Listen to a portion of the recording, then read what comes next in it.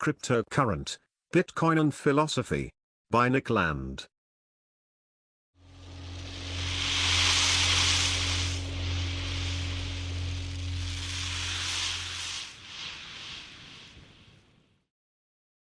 Chapter 5, Cash Machines.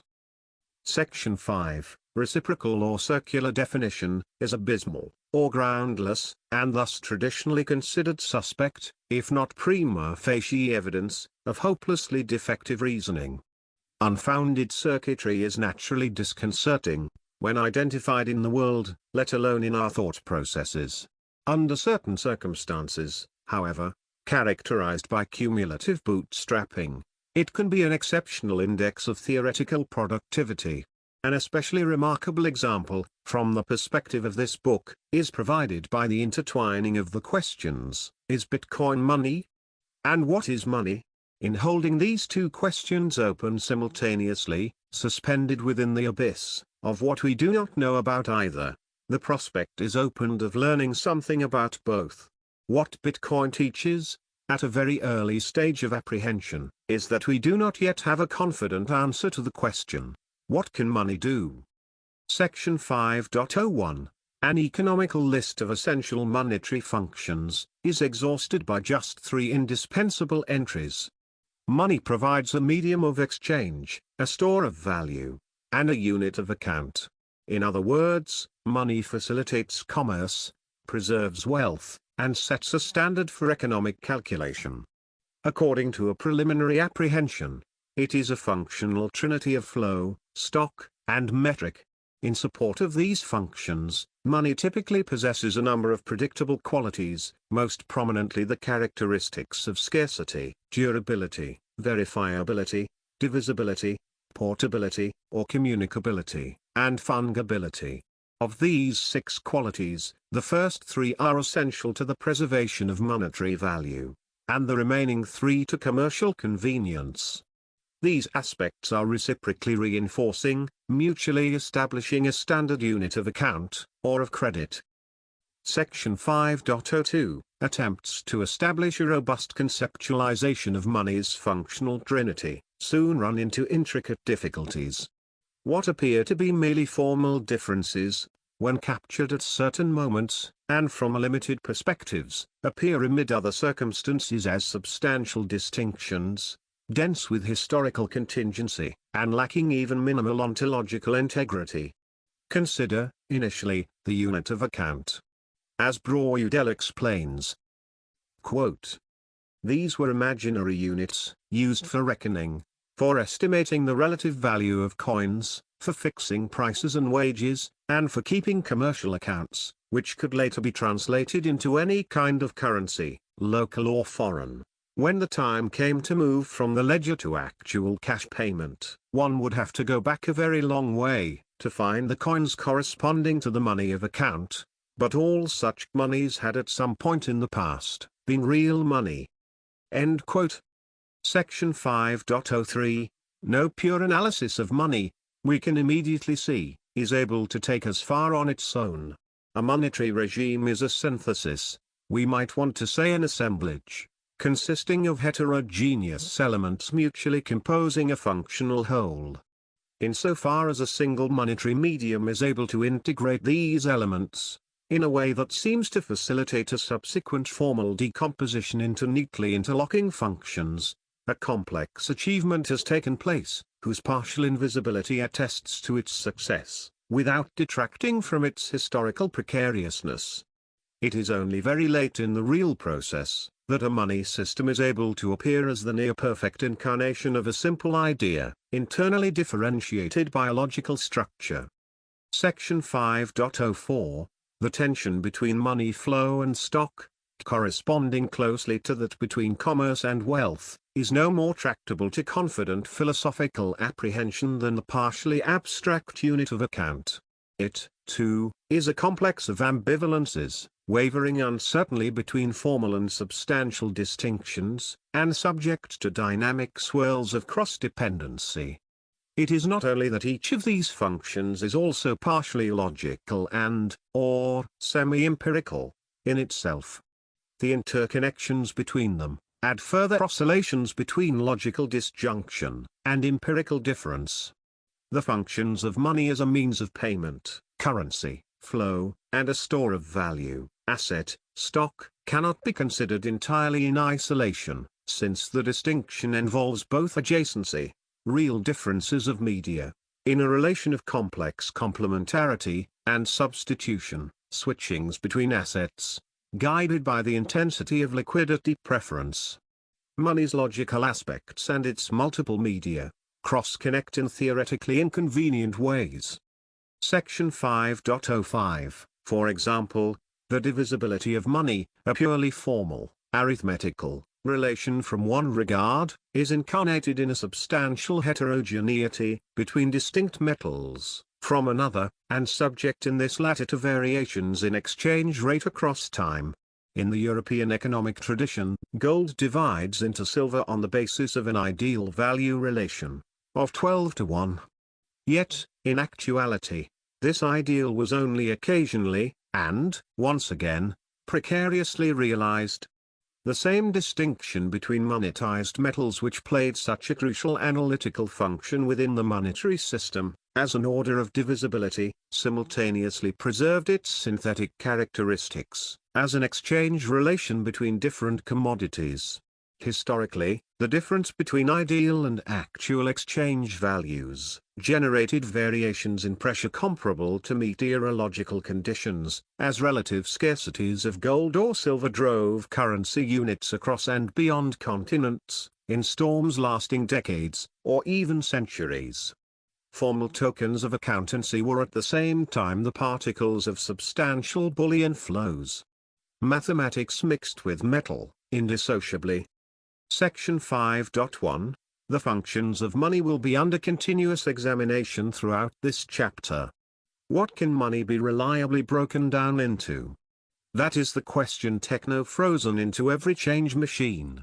When grasped at a sufficient level of abstraction, the philosophical inquiry is not so very different. The logical pieces of money, its qualities, are therefore worth limning, tentatively, in advance. Since it is philosophically discomforting to rest a central analysis wholly upon consolidated empirical generalization, which is to say, upon tradition, the temptation is to search for irrelevant principle. Can the 6 qualities of money be convincingly rationalized, from a ramshackle list into a categorical structure, subdivided in strict accordance with a conceptual principle? Since no unambiguous draft for such a scheme is to be anticipated from historical evidence, it can only be supplied as a regulative ideal, or teleological model, to be excavated from the virtual, on the diagonal path of synthetic a priori construction. Section 5.11, Durability, at its most basic, is mere existence, or actual reality, insofar as this is conceived as occupation of time, or the possession of temporal characteristics in general, participation in duration. The monetary excellence of high comparative durability is an empirical feature, but one that is asymptotic to indefinite persistence, or non-locality in time, the limit of constant existence, at which it reconnects with the transcendental. Concrete currencies tend to closely approximate to this ideal. Precious metals, for instance, are indestructible, for all purposes of practical economic calculation. Ledger entries, while necessarily bound to physical incarnation, manifest an intrinsic idealization that approximates even more exactly to an absolute durability, identified with a substrate-independent institutional memory. Perishable goods disqualify themselves from serious consideration as monetary media, unless under very exceptional circumstances. For any store of value, extreme durability is a necessary, if not in itself a sufficient, condition. Section 5.12, Scarcity grounds economic value in general. Nothing that is freely available without the inconvenience of trade, could conceivably have commercial worth. Abundance begins where economy ends, and cornucopian thinking is not a type of economics, but rather its general denial. Scarcity finds its mathematico-philosophical outer limit in the concept of finitude, since the division of infinity is economically incalculable. But this determination is too expansive to capture it well. Greater purchase is achieved by the notion of difficulty, especially as this is employed by the Bitcoin protocol. The concept of scarcity is the complement of commercial trade-offs or industrial effort, and thus of economic activity. The scarcity of money presumes a solution to the DSP. Section 5.121. In combination, durability and scarcity provide the foundations of being and value, constituting an, as yet generic, permanent asset, or, to reverse the order of determinations, an economic substance. At this elementary level of definition, it remains notably non-specific, encompassing such non-monetary assets as real estate, or stocks of imperishable commodities.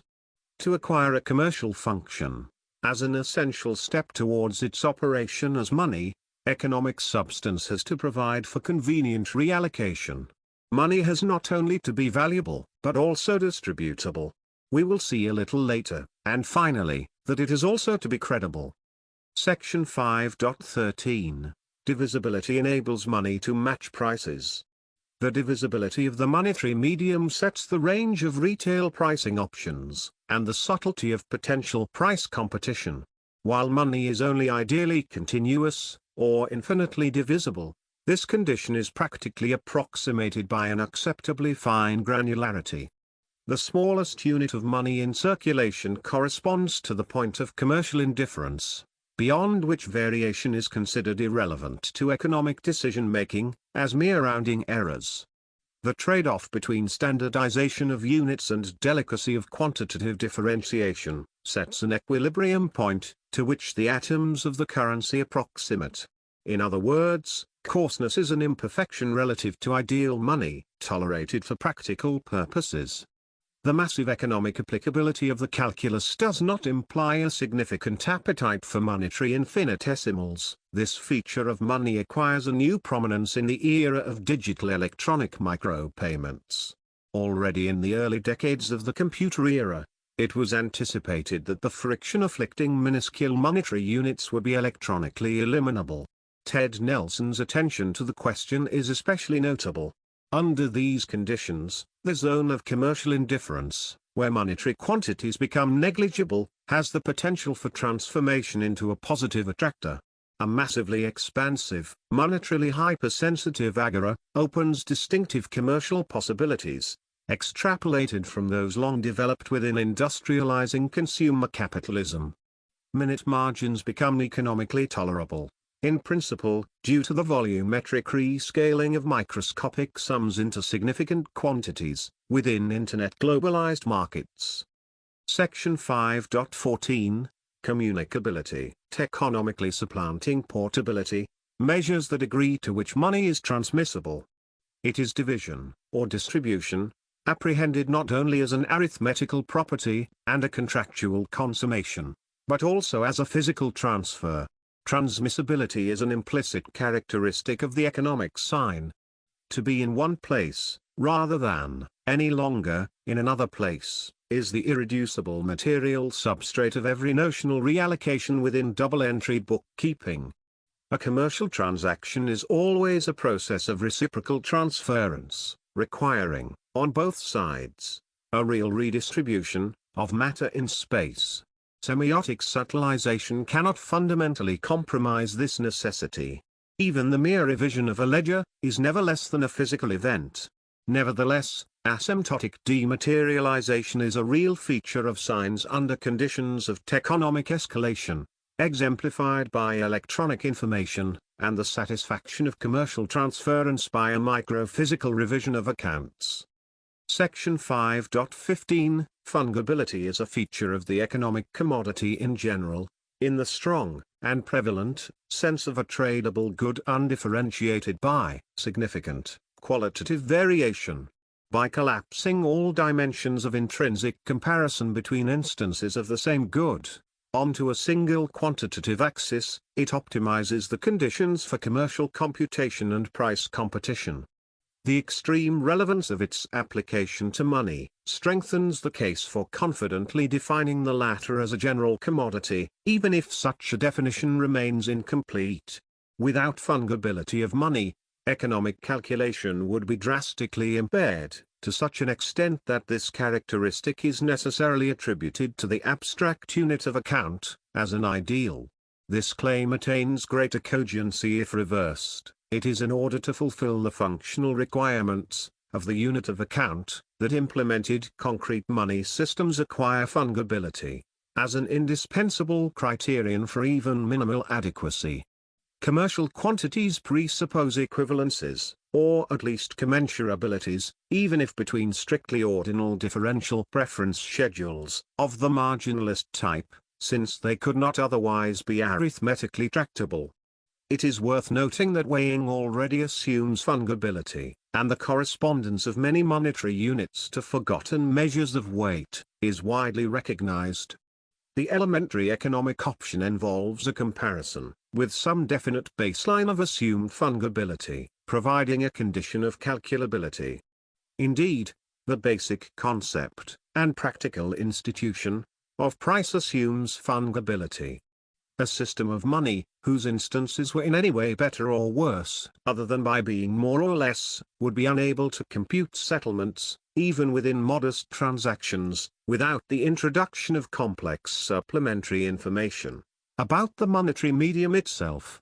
Since, once again, perfect fungibility is a limit ideal, this problem is by no means entirely hypothetical.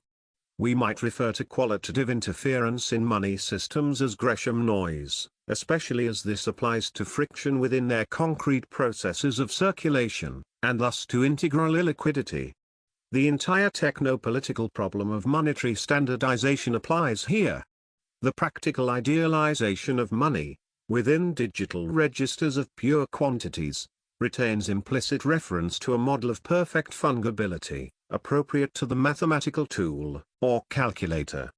Section 5.16, Verifiability can be rigorously conceived as a practical extension of fungibility, or as an operational annex to it.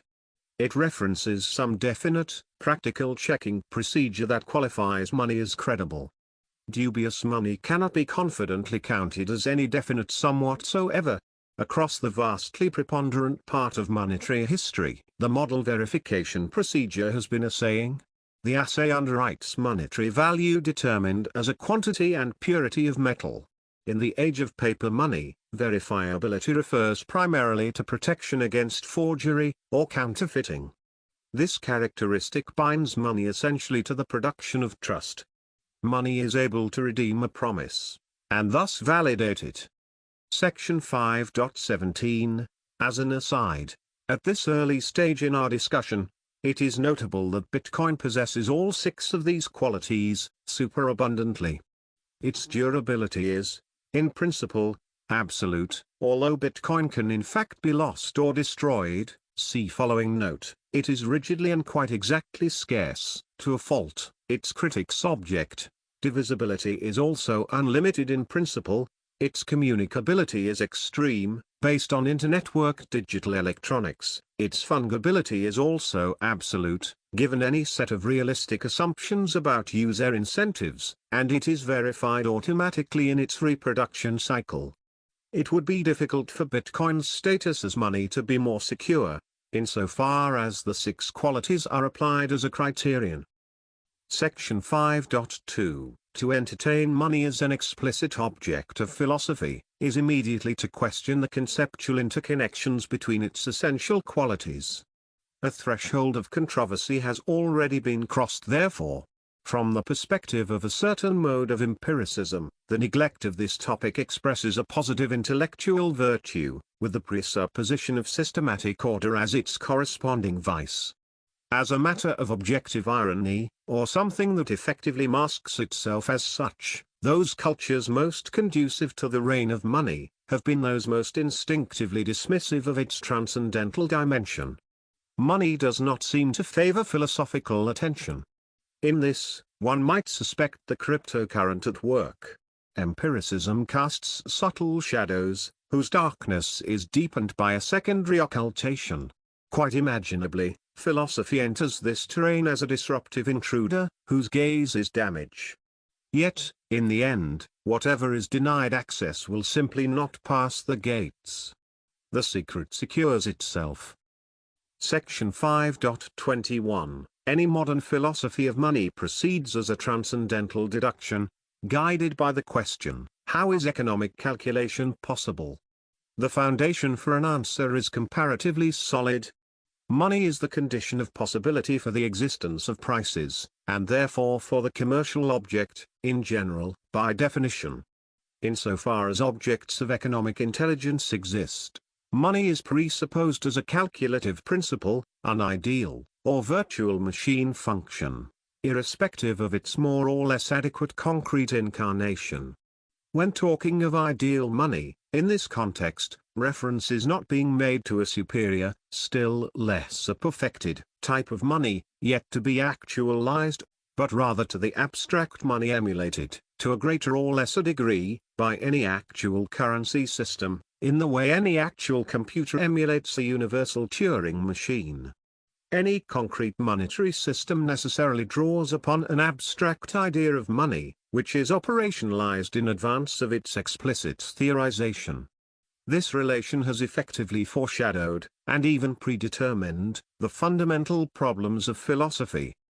Section 5.22, as Whitehead famously noted, philosophy subsides back into its characterization as footnotes to Plato, as into a sucking equilibrium. However it advances, the primordial captivation is unbroken. The temptation, always, is to refer sensible actualities to their ideas. What is the truth of things? Such a problem exists, compellingly, from the moment there is an economy of prices, and perhaps not before. The priced, or commercial object, models the elementary provocation to philosophy, because any such entity has been converted into an accident of its own value. It thus, intrinsically, suggests an idea, of which it is a mere instance. Concretely, and sub-philosophically, every priced object implies a virtual relation to ideal money, which acquires definition to a greater or lesser extent, in the unit of account. While ideal money is scarcely less elusive than the Platonic forms, it is nevertheless able to support realistic teleological expectations. It exercises effective selective pressure upon any actual monetary system, under the guidance of inevitable, distributed preference for those that incarnate the tokenization of value, at a superior level of ideality, as exhibited, prismatically shattered, in the six qualities. In comparison to money, the Platonic eidos is no less durable, eternal, scarce, singular, divisible, or, at least, distributable among particulars, communicable, teachable, fungible, self-same across all instantiations, and verifiable, or philosophically demonstrable. It is tempting, therefore, regardless of the irony involved, to understand money as the model of idealization. By practically defining that which remains equivalent across a transaction, money cannot avoid making abstraction a cultural topic. Section 5.23. Money is the sign that names, or denominates, price. Unlike a signification, or designation, this semiotic function is allocative, which is to say that it is executed in the process of payment. Money speaks, in being spent. When saved, or reserved, its meaning is virtualized, and is even constituted in being virtualized. Abstraction, from the concrete item of expenditure, is expressed as a definite potentiality, or set of quantitatively delimited economic options. Money's spontaneous logical medium is modality. Within it, the potential conversion of property finds distinct expression, as such. Whatever finds itself priced is marked by commercial contingency, or formal exchangeability. Extracted automatically from the dull domain of the merely given, any such priced object now manifests an idea, peculiarly, and precariously. Its concrete reality is now reduced to a mode. Thus, factuality is spontaneously subverted by commercialization, in becoming a more or less liquid instance of a general abstract substance. Being acquires its philosophical dimension. At the extreme, therefore, an identity is ventured between the invention of money, and the origin of pure thought. The concept belongs to commercialism. Section 5.24, Broad consensus concerning the essential properties of any monetary medium, has been consolidated over the course of millennia. The initial enumeration of these properties is best represented among the ancients by Aristotle, who recognized durability, divisibility, convenience, uniformity, and intrinsic value, as qualities of money. By the time Adam Smith wrote his The Wealth of Nations, the distracting metaphysical error of intrinsic value had been discarded, while the essential properties of money were simultaneously abstracted into ideal qualities, and concretized, through their exemplification in historical monetary media. He writes, quote, "In all countries, however, men seem at last to have been determined by irresistible reasons to give the preference, for this employment, to metals above every other commodity.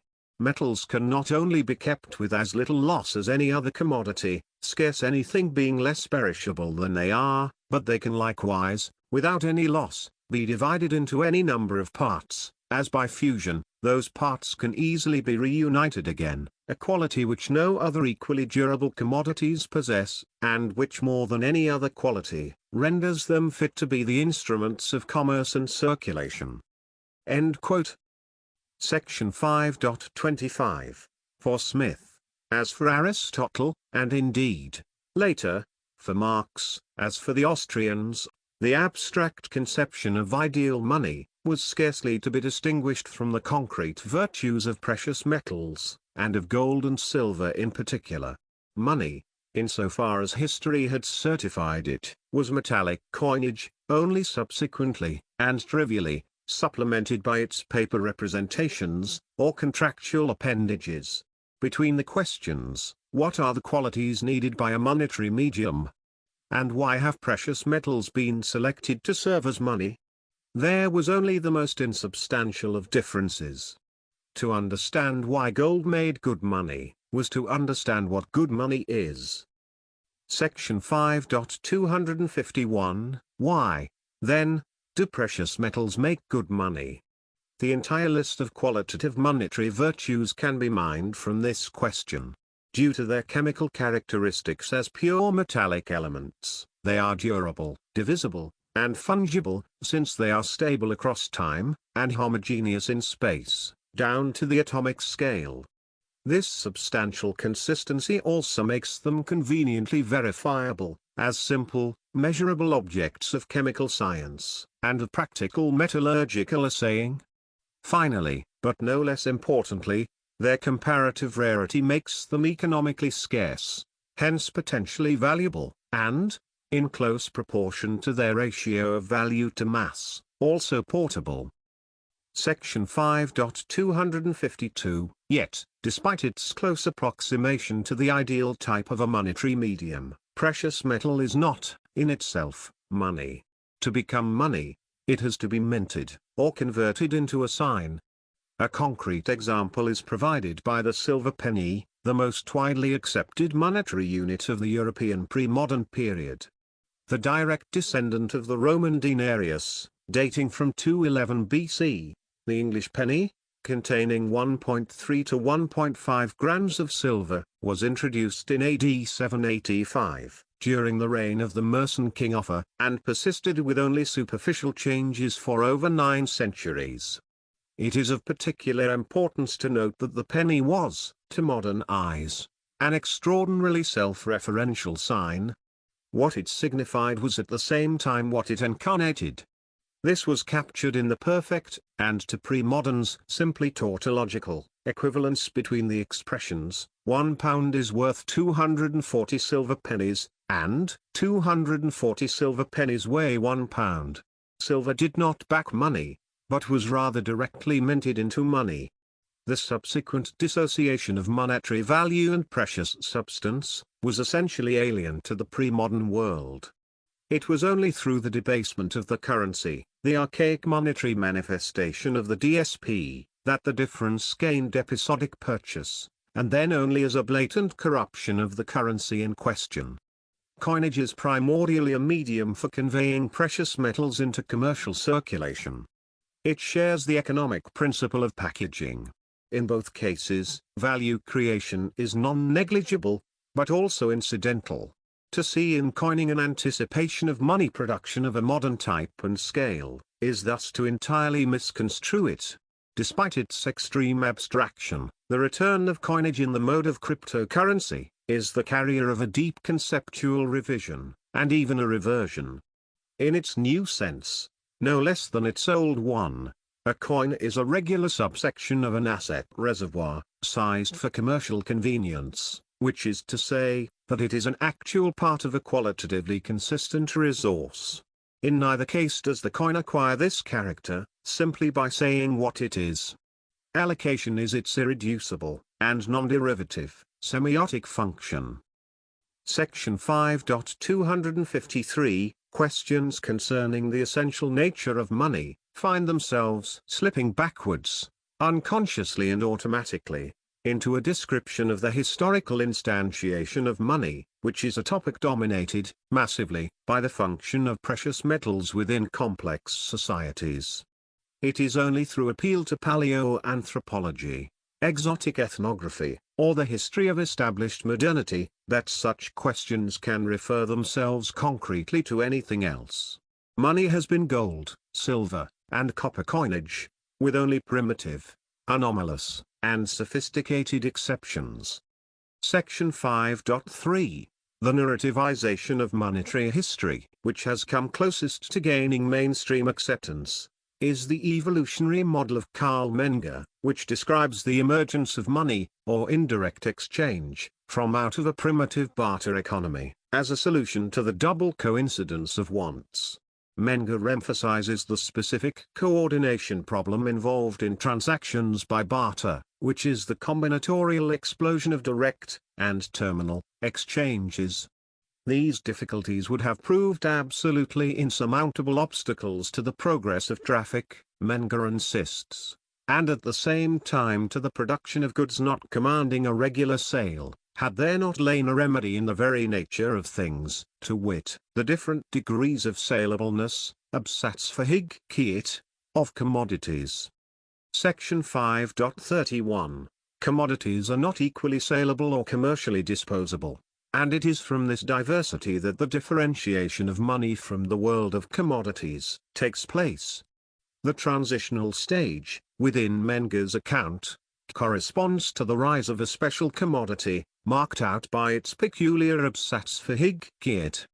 The ready acceptance of such intermediate goods within systems of barter exchange, due to their convenience for resale, i.e. their liquidity, spontaneously anticipates the monetary function. To reiterate the kernel of Menger's analysis, at the risk of redundancy, the absatzfähigkeit of precious metals is far and away superior to that of all other commodities, and, compared to this virtue, their traditionally recognized merits are theoretically relegated to mere concomitant and subsidiary functions of money. The genesis of money is thus attributed to a self-organizing process of commercial abstraction, in which liquidity plays the supreme role. Section 5.32, Liquidity cannot be extracted from its commercial context. It translates with great fidelity into acceptability, and thus conceptually converts an extrinsic feature, the degree to which an item of whatever kind encounters general market receptivity, into an intrinsic property. Liquid assets will be readily taken off your hands. They constitute the negative of commercial friction, or resistance, which approaches its minimum in money. Everybody needs money. That's why they call it money. Since markets, whether comparatively concrete or abstract, are nothing but zones of asset liquidization, they tend to convert everything they touch into money at some level of intensity.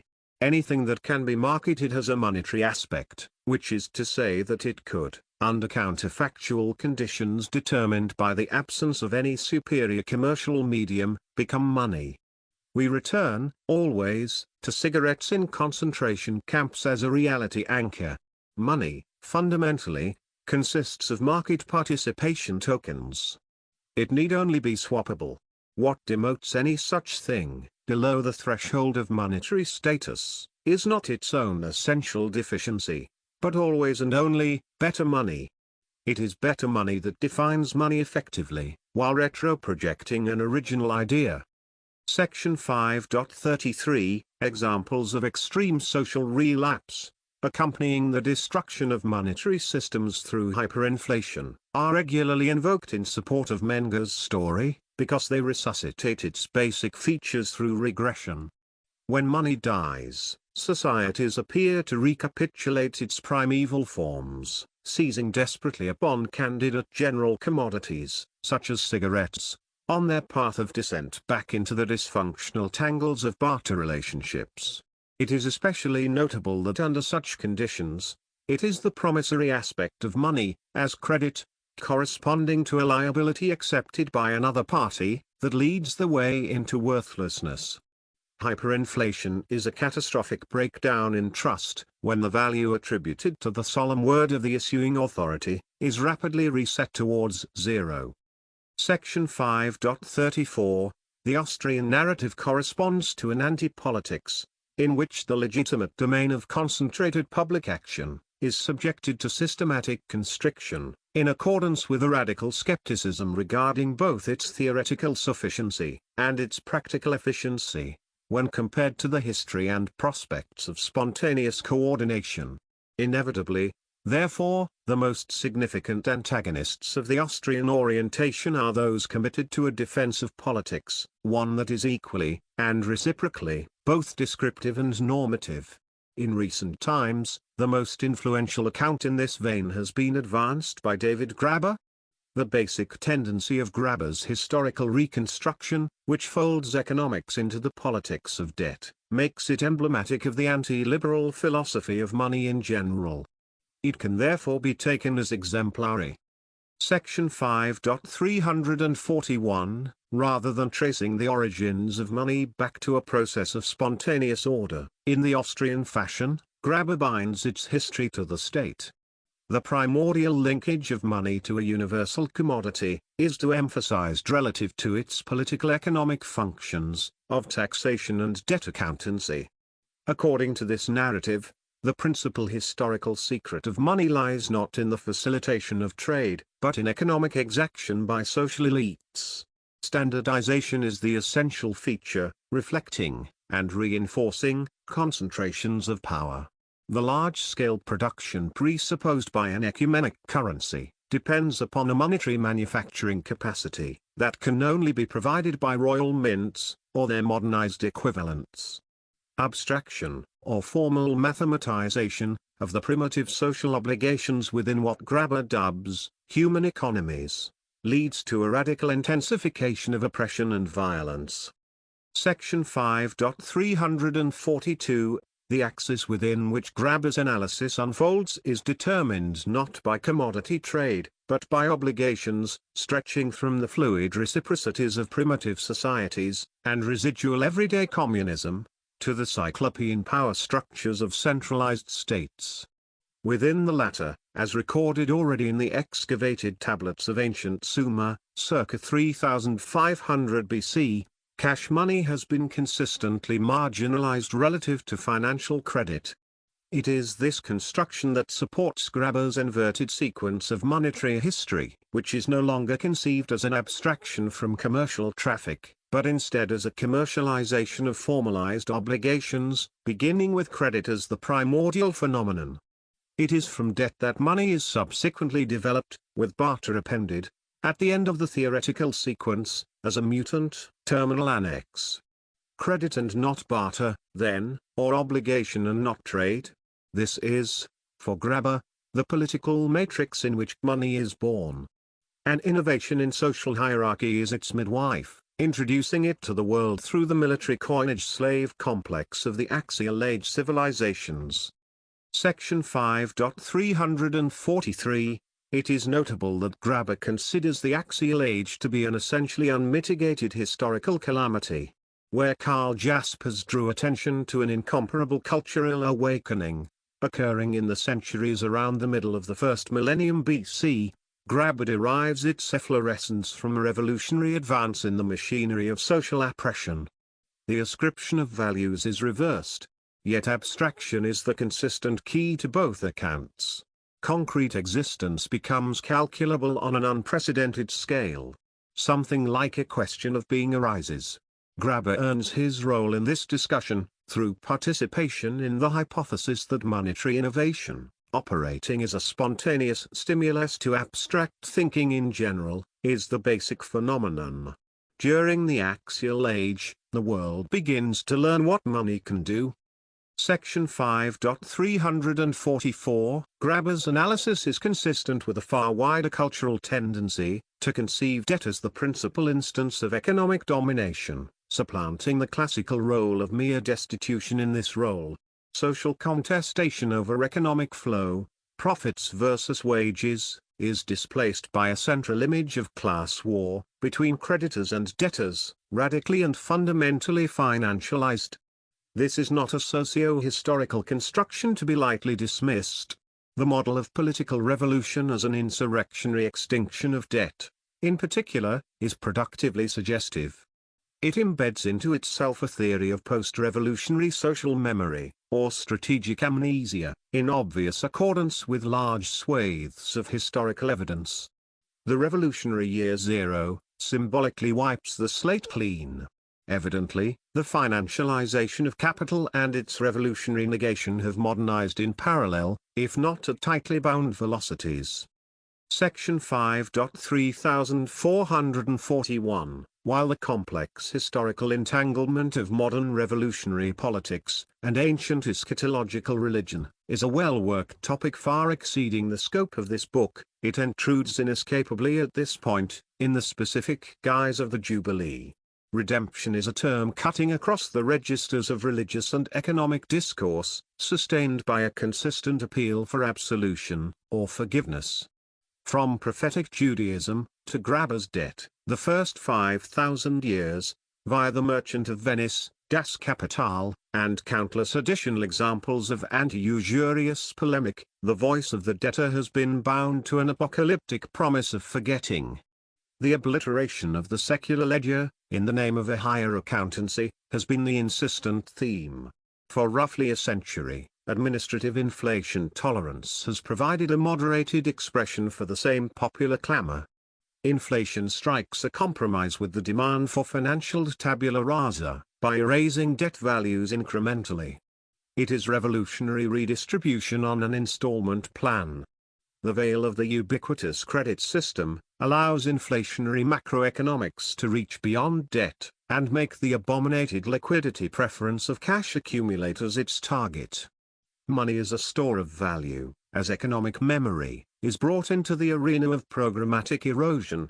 In this way a chronic, or normalized, war on money, offers a concession to populism, that epitomizes the compromise formation that political economy has become.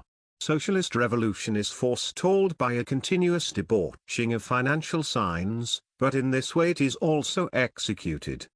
Macroeconomics delivers eschatological communism in slow motion.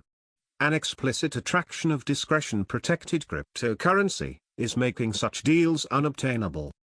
Section 5.345, initially at issue here, is the sanctity, or sacrilege, of the free contract, an essential pillar of the liberal social order, from the perspective of the right, an objectively merciless, formalistic extravagance from that of the left. Supporting these contrary judgments are diverse ethnographic orientations, inclined, respectively, to the naturalization or denaturalization of commercial life, with Smith's propensity to truck, barter, and exchange one thing for another, at one end of the spectrum, and Graeber's everyday communism at the other, providing consoling doctrines, respectively, to the haves and have-nots. This axis of variation reflects an antagonism no less durable than the human species itself, and quite possibly more enduring by far. There is a liberal and a socialist end of history, and neither unambiguously approaches. This is what any social animal, poised between the tiger and the mole rat, should expect. Persistence of ideopolitical conflict is the safe prediction, with the corollary that partially insecure property is the socio-economic norm. Projects to strengthen or weaken property security, that is to adjust its degree of political insulation, mark the PPD like traffic indicators, illuminating its basic axis, and describing the great games. Section 5.35, without seeking to wholly efface the novelty of Graeber's construction, still less its remarkable pertinence to our contemporary political economic concerns, it is important to note the extent to which its theoretical stance is prefigured in crucial respects, by the German historical school of economics, and thus, in turn, anticipated in considerable detail by the Austrian thinkers. Menger, in particular, defines his enterprise in explicit contradistinction to those who place the state at the origin of the monetary phenomenon, which he conceives as the dominant economic error of his time. Since a functional unit of account already presupposes a prior settlement of the value question, through a process of price discovery, Menger confidently maintains that, quote, "It is not impossible for media of exchange, serving as they do the commonweal in the most emphatic sense of the word, to be instituted also by way of legislation, like other social institutions.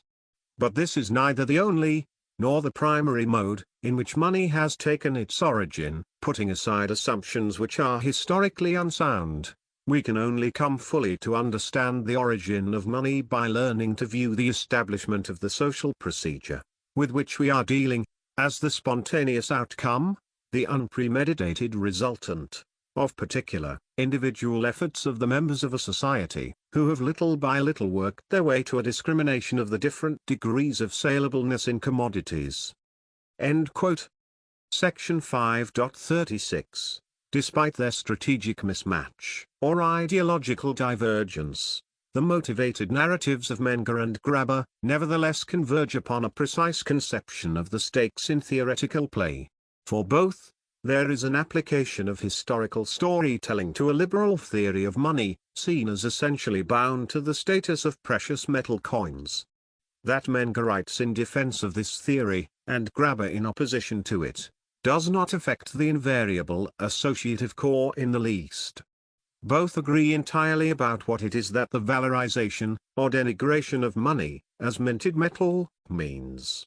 Far too much socio-historical ballast underlies this construction of the controversy to allow for its casual dismissal. Section 5.4. The controversy is significantly deepened by a third narrativization of monetary history, outlined in Nick Szabo's remarkable essay, Shelling Out. Szabo extends the investigation into the origin of money far back into prehistory, where it hazes out into evolutionary time. The essay takes as its initial clue a peculiar pattern of linguistic interference between money and marine mollusks, as evidenced in the shelling out of the title, and in the persistent colloquial naming of dollars as clams. The source of this association is found in the wampum shell money of the native tribes encountered by mid-17th century New England colonists, which provided the settlers with their first liquid medium of exchange, and subsequently their first legal tender, from the period 1637 to 1661. The opportunistic shell currency of the New England colonists finds numerous ethnographic echoes up to present times, and dating back into the deep Paleolithic, 75,000 years ago. Szabo categorizes such shell currencies among collectibles, noting that such types of proto-money or primitive money were the first secure forms of embodied value, very different from concrete utility. Recognizably, they were a response to the problem of value measurement, with no profound distinction required between goods and obligations, facilitating the crucial innovation of delayed reciprocity. Systematized exchange serves as a proxy for resource storage. Like fat itself, he writes, collectibles can provide insurance against food shortages. The hook they offer to consolidation through natural selective is therefore considerable. Section 5.41. Compared to Homo neanderthalensis, Homo sapiens was Homo economicus. This was a species that carved out a competitive advantage for itself, relative to other hominids of similar, or even superior, individual intelligence through the partial commercialization of its environment. A distinctive genetic endowment, expressed through attachment to collectibles, enabled spontaneously coordinated social action to arise with unprecedented sophistication. By providing, for the first time, effective incentives for activities oriented to regular exchange, collectibles normalized trading as a quasi-continuous, characteristic human behavior. Social existence acquired a commercial dimension, with corresponding stimulus to cognitive advancement, beyond the horizon of immediate utility. Section 5.42, Time was not only the medium of change, as this was accumulated through adaptive genetic modification of hominid species, but also its driver, or prompt. More specifically, modern man's prehistoric ancestors were compelled to adapt to the concrete irregularity of time. Seasonal variation compels rudimentary specialization. Outside tropical latitudes, it was simply impossible for primitive man to engage in a consistent pattern of activities across time. Food sources were not constant, or even continuously available, throughout the annual cycle. Winter, in particular, set its own challenging demands, which could be met only by running down food stocks, provisions. Hunting large herbivores accentuated these conditions of episodic glut, and the corresponding need to organize time. The template for division of labor and trade was therefore already laid by climatic adaptation, prior to any significant extension across space, and into elaborate social specialization. Economic incentives had necessarily to be scaled beyond immediate needs. Much space for differential anthropology is opened here. Section 5.43, at the level of maximum abstraction, money, already in its most primitive instantiation, enables the commercial disintegration of time. This is captured at the level of hominid ethology by the facilitation of delayed reciprocity. It is only through pedantry that reciprocal altruism can be significantly differentiated from trade. Abstractly conceived, monetized trade tolerates desynchronization. Accumulation of collectibles within a circuit of exchange is equivalent to a transactional non-simultaneity, complementary to a primitive borrowing of the specific good in question, which allows for the commercial exploitation, arbitrage, of variation in time preference over an asset. To repeat the critical point, money, already in its most primitive inception, formalizes time disintegrated reciprocal altruism, by providing the condition for its simultaneity.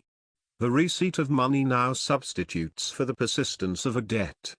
Section 5.44, Szabo's analysis returned money to the comparatively neglected semiotic function of collection, or allocation, within which value exchange, circulation, and storage, accumulation, find a common root. Collected signs are irreducible to signifiers and indices. Their value is not soluble within semantics. The economic category of scarcity is essential to them. It is only in collection that the economy of signs ceases to be a metaphor. Collectible value tokens cannot be loaded from a dictionary. They have to be economically acquired. Section 5.45, it might easily seem, under conditions obscured by the creditization and politicization of money, that collectibles are, from the moment of their inception, a prototypical mode of saving, and therefore, by iron reciprocity, of debt. It cannot be sufficiently emphasized that this path of interpretation is profoundly erroneous. This is a point that merits explicit comment precisely on account of its elusiveness, which reflects structural factors of great historical consequence. Money, whether in Menger's sense, or in Szabo's, and even in Graeber's, once allowance is made for his historical inversion of the credit-money relationship, extinguishes debt. Any monetary transaction substitutes for the persistence of a liability. Acceptance of primordial or non-credit money, whether in the form of a collectible or, more specifically, of a precious metal coin, is the alternative to persistence of a credit position. In such cases, receipt of money erases an obligation, rather than confirming, memorizing, or reproducing one. Historically, at least, paper or credit money is the anomaly. It is only in this case that monetary assets correspond to another party's debt, that is, to a preserved obligation. Monetary exchange does not intrinsically involve a credit-debt structure. Prior to its financialization, it appears to imply such a structure only when the reality of money as a comparatively abstract, positive asset has been dissolved, until it appears as no more than a surface effect, or epiphenomenon, of its registration within the ledgers of a banking system. Debt is the conceptually and institutionally convenient interpretation of a more obscure social phenomenon. Market acceptance of money is systematically reconstructed into the recognition of an obligation, as if it exhibited dependence upon an implicit contract. The conceptual imperative at work here is gregarious. Its orientation is to socialization. The tendency is to obliterate all trace of an asset that isn't already a recording of debt. Liquidity is reconfigured as an entitlement. Section 5.46, Employment of a single word, money, for these very different types of valuables, lends itself to systematic theoretical disorder. The depth of this confusion is indicated by the fact that not only money, but also assets, and even cash have been progressively assimilated to the concept of credit, in accordance with a general financialization of economic categories that has been consolidated, at an accelerating pace, over recent centuries. Since the concept of money tends to accommodate itself to the dominant pattern of actual monetary usage, it has increasingly been identified with a positive financial balance in a bank account, recorded in the bank's ledger, where it is registered as an institutional liability, and even, beyond this, with the notion of a credit limit determining spending power. Money has come to seem increasingly like something banks do, through trusted record keeping. Fundamentally, on this track it tends to become the name for a complex of banking services. Section 5.47, in order to control these semantic instabilities, it is worth provisionally introducing, in lieu of enduring technical terminology, a distinction between A-money and C-money.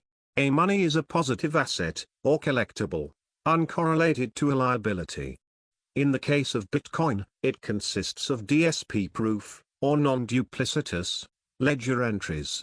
The value of A-money is not in any strong sense intrinsic but depends, as all commercial value does, on market receptivity.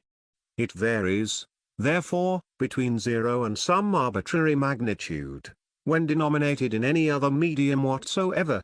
This variance, however, has no element of credit risk, or sensitivity to default. No one is under an obligation to redeem A-money for anything. Like any other collectible, it has value in anticipation of market acceptance, and not on the basis of any promise made by an issuing authority. It is a commodity, in the broad sense. Redemption is intrinsic, or immanent, to it. Section 5.48, C-money, in drastic contrast, is credit, corresponding to the obligation of another party. It has no value at all separable from the credit quality of the individual, or, far more typically, institution that has registered its issuance as a liability. If a depository accepts A-money for safekeeping, and thus on loan, the signed receipts it provides to guarantee restoration of the funds in question, are already germinal C-money. This was, as a matter of historical fact, the transactional mechanism that catalyzed modern monetary transformation, from precious metal coinage, to promissory notes, and eventually to credit accounts. The value of C-money is based upon institutional guarantees. Trust is a mathematical coefficient of its value. Trustlessness is therefore essentially intolerable to it. At trust degree 0, C-money necessarily becomes worthless. In each such case, as a matter of historical factuality, an episode of hyperinflation would then have consummated itself. This is how C-money dies. Section 5.49, evidently, Bitcoin is a variety of A-money, and not a C-money, or credit, system. Its currency units do not index obligations. They are positive abstract assets.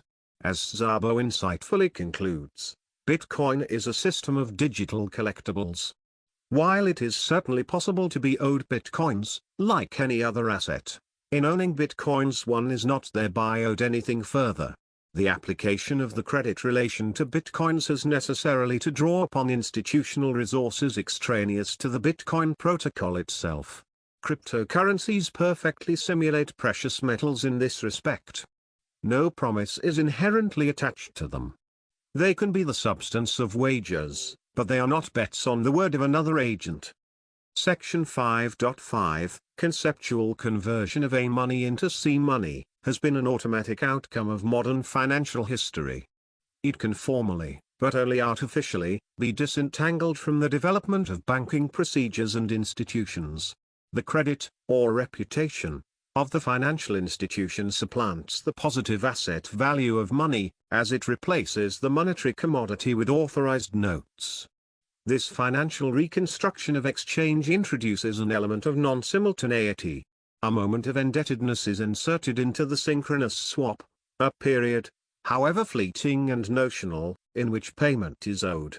Even a simple purchase can be formally elaborated in this fashion. Payment need only be preceded by a ghostly double, a liability, arising in the non-instantaneous space of commercial reciprocity. A pseudo-consecutive schema insinuates credit into exchange. It is only on the basis of a systematic social hallucination of a decidedly metaphysical type, however, that it can be considered always, necessarily, to have been there. Section 5.51, Credit money, then, presupposes a suppression of simultaneity. We are returned to generalized space-time, although now on the other side. If arithmetic is the formalization of time, in accordance with the Kantian understanding, simultaneity translates to zero. It is the temporal determination of space, or the pure form of non-separation in time. Events occur simultaneously when no time separates them. Under such circumstances, the credit relation is impossible. The critique of monetary financialization is thus bound to the philosophical, and even, by strong analogy, cosmophysical, problem of simultaneity. If the very notion of the same time, in its global application, is judged irredeemably delusory, then the financial model of transaction is vindicated, as a universal truth. Relativity and fundamentalist credit finance share a metaphysics, in which the absolute occurrence of instantaneous transactions is derealized, and subordinated in principle to qualification, or mediation. Simultaneity is a convention, Poincare insisted. The subsequent relativistic revolution in physics has trained readers to invest this statement with a maximum of intrinsic skepticism, as if it amounted to the claim that simultaneity could not, in principle, ever be actually realized, unless as a standing social illusion. The inversion is then total. Since it is the function of positive money to restore simultaneity, the very possibility of any such non-credit currency is in this way dismissed. Hard money contradicts generalized financial relativity, and that has become our common sense. A return of hard money, as anything beyond a relic, can only be manifested as an alien invasion. Section 5.52, Transcendental aesthetic is exhausted by the blockchain. In restoring absolute time, pure succession, Bitcoin recovers simultaneity at the same time. The term blockchain already tacitly says as much. The block is a chunked unit of simultaneity, just as the chain is an order of succession. Each is reciprocally determined by the other, despite their real difference. Critically, a block is validated as a whole, at once. It contains no internal temporal articulation. Each block is all space, in the temporal sense, or non-decomposable duration. It is a true moment, or a now, even when segmented, chained, into the past. Transactional simultaneity is thus realized. As we have seen, this is the negative of financialization, and its actual condition of impossibility. The credit relation has no reality on the blockchain, even though all of its associated signs can be recomposed there. Section 5.53, Profound historical tendencies ensure that this point will be misunderstood, even as it stubbornly, and with at least equal necessity, reasserts itself. Bitcoins are not credits.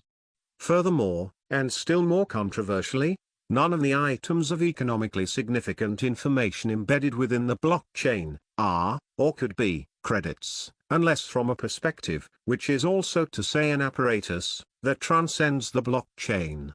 The temporality of the block ensures this. Nothing unsettled survives the automatic editing process. Only positive signs persist. Section 5.531. Consider a simple safety deposit box. It physically and institutionally protects anything placed inside it. Intrinsically precious items, collectibles, are the neatest examples: gold or silver coins, jewels, antiques, or works of art. As with the blockchain, however, complex semiotic objects, such as contracts of any kind, can also be safely deposited. The critical question now arises: does this mean that such a secure storage facility protects promises to pay? Section 5.532. The answer is not entirely straightforward, since it depends upon the obscure undercurrent of the question. What does it mean to keep a promise? If all that is required is to remember it, then safety deposit boxes can certainly help, and the blockchain vastly more so. If it is further required that the promise be fulfilled, or settled, what is demanded is the time-sensitive elimination of a discretionary factor. In keeping a promise, a tacit betrayal option is cancelled. This is not something a secure deposit, or blockchain, can maintain, because neither is able to hold such an option open.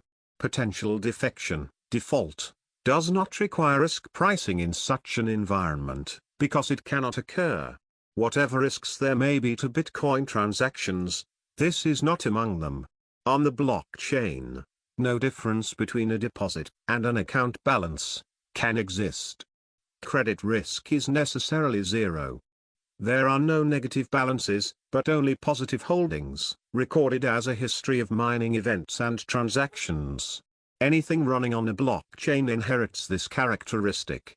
Smart contracts, for instance, insofar as they are fully immanent to the blockchain, cannot be credit instruments. They are, instead, hard commitments.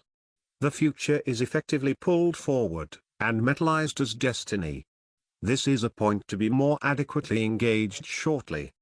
Section 5.54, when attempting to grasp what, through Bitcoin, money ceases to be, the relationship between credit money and fiat currency merits particular attention.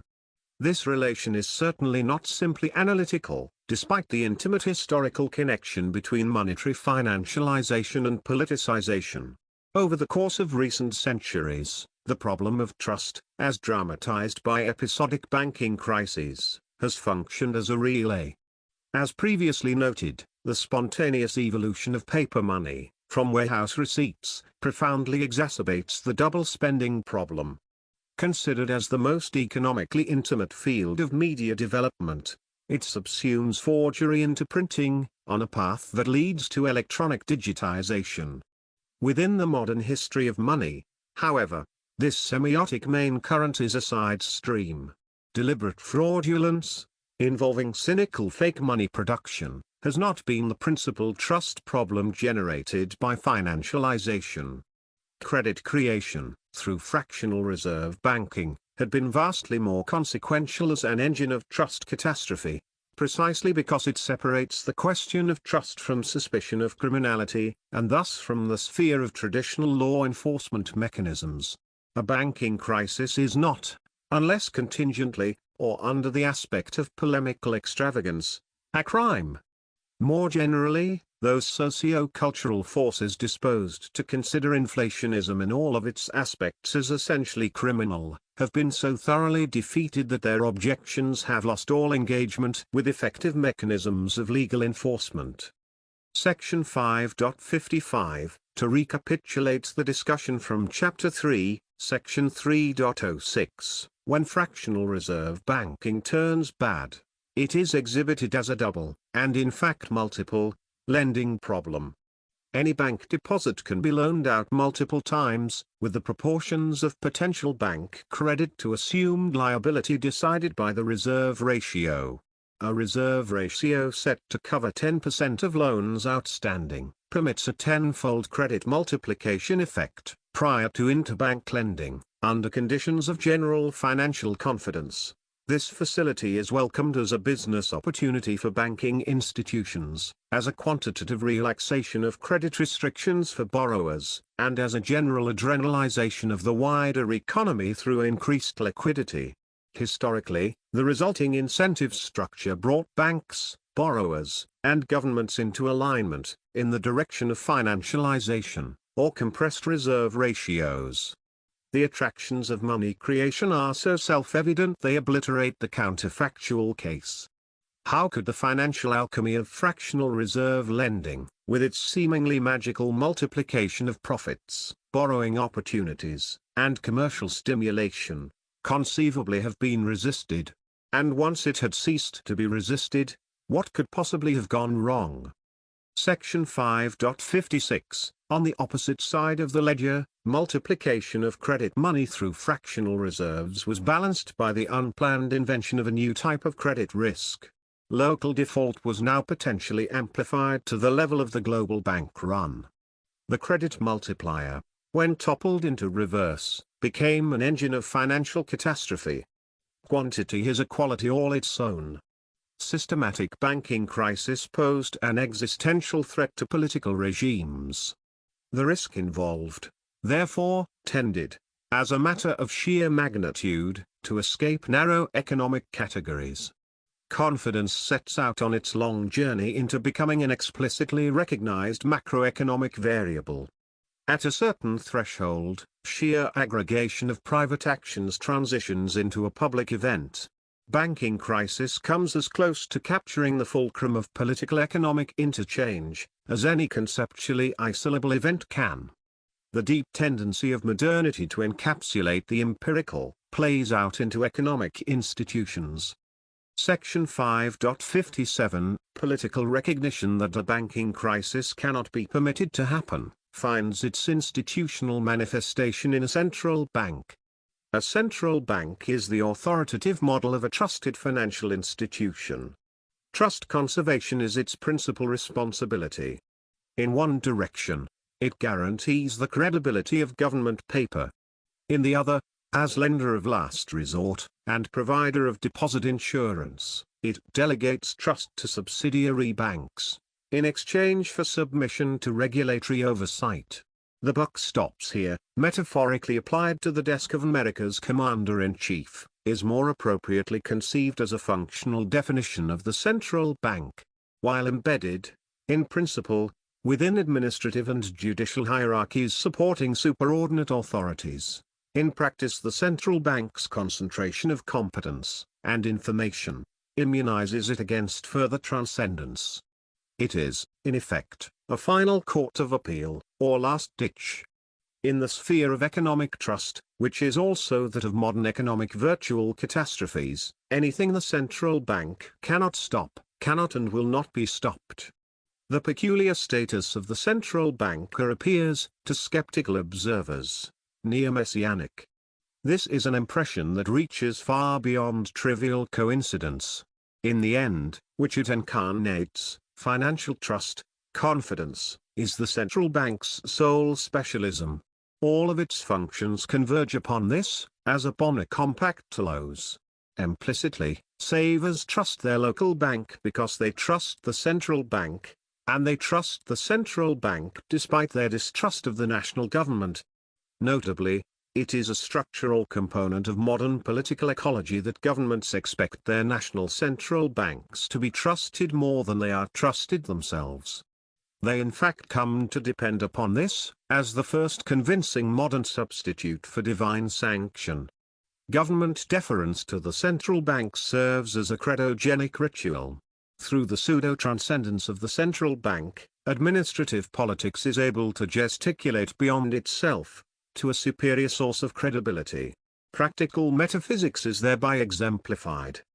Section 5.571, Central banks do not, of course, monopolize the status of the trusted third party, but they provide its most concentrated, and perhaps also most self-conscious example.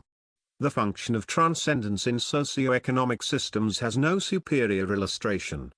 The central bank is a part of the financial process that is at the same time deemed above, and outside, the process.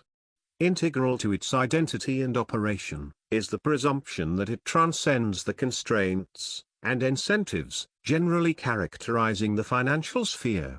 Central bank profitability, for instance, is remarkably discreet. The public profile of the institution is incompatible with the commanding drive to make money.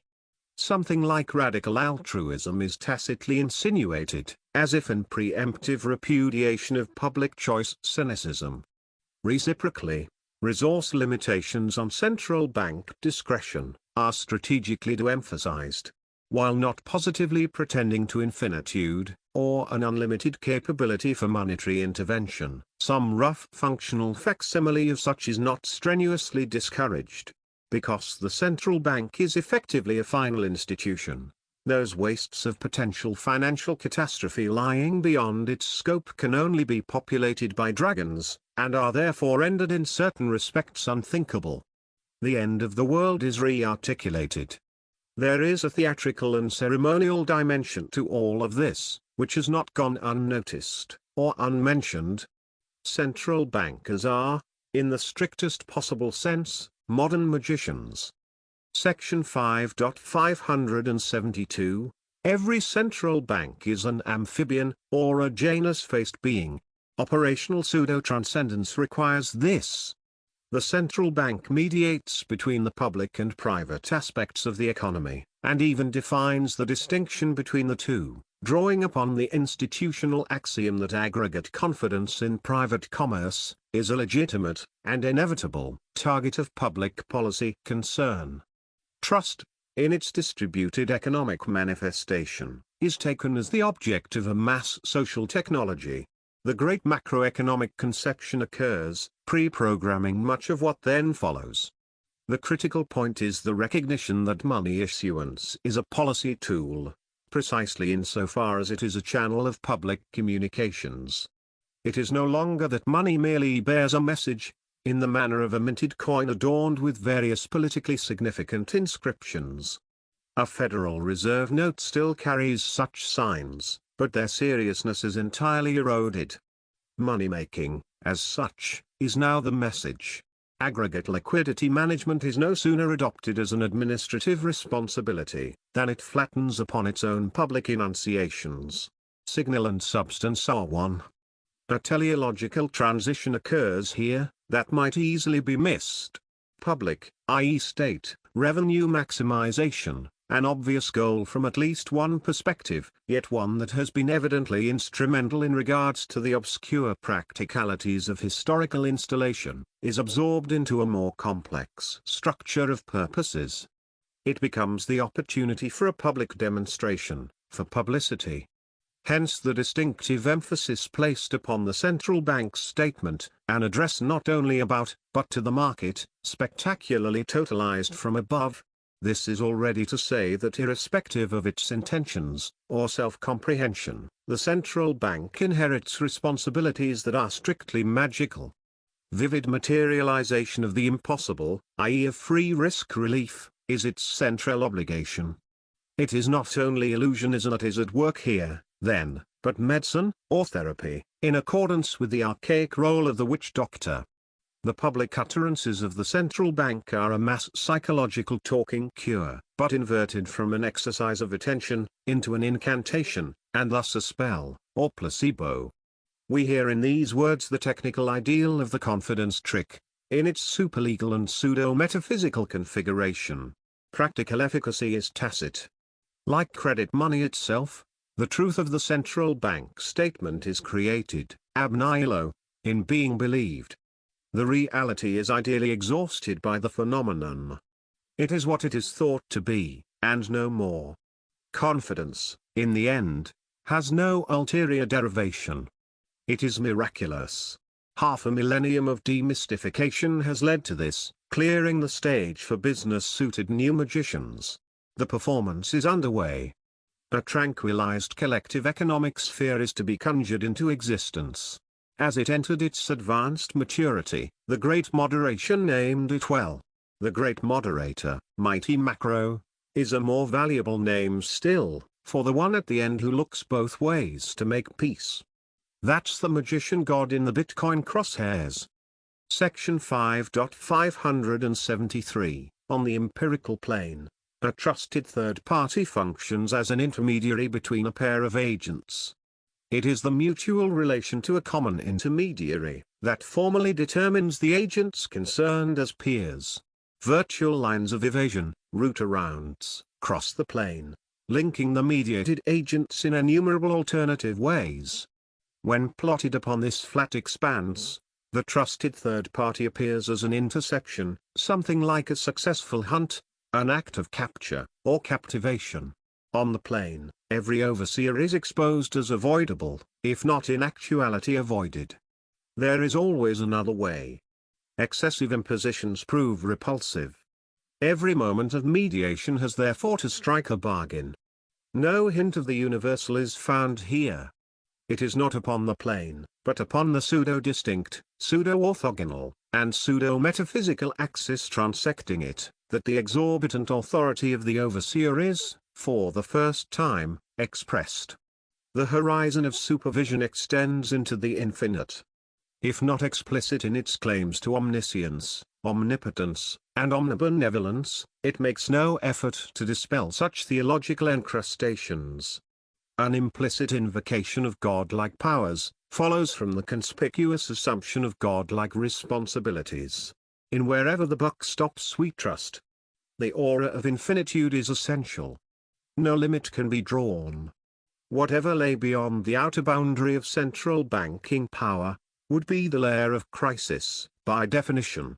A formal delimitation of the supreme third-party powers is indistinguishable from a program for financial catastrophe. Agreeing not to go there, closely coincides with the new social contract, drafted in the 1930s. Critique of authority henceforth meant Great Depression.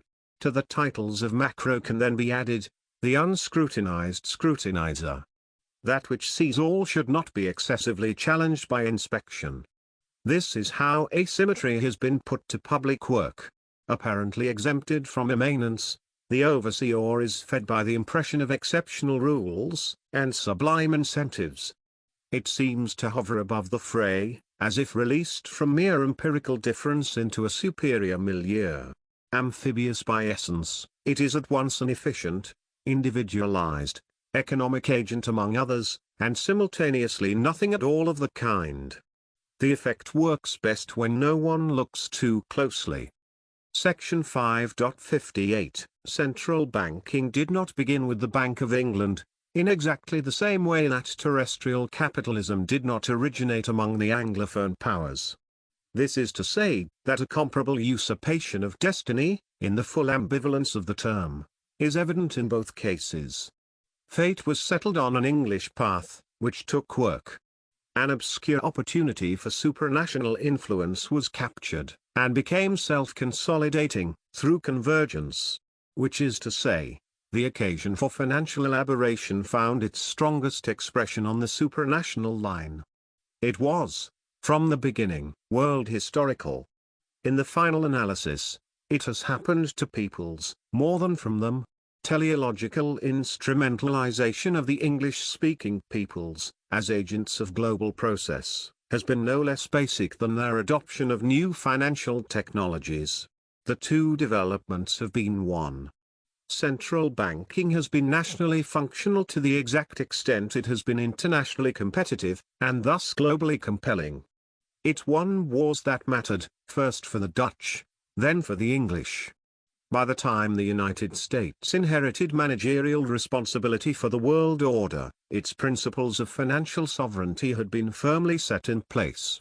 The task of managing the national debt was, as a matter of concrete practicality, a military logistics function. It assured war-fighting capability at the highest level of strategic abstraction. Whatever was needed was made affordable.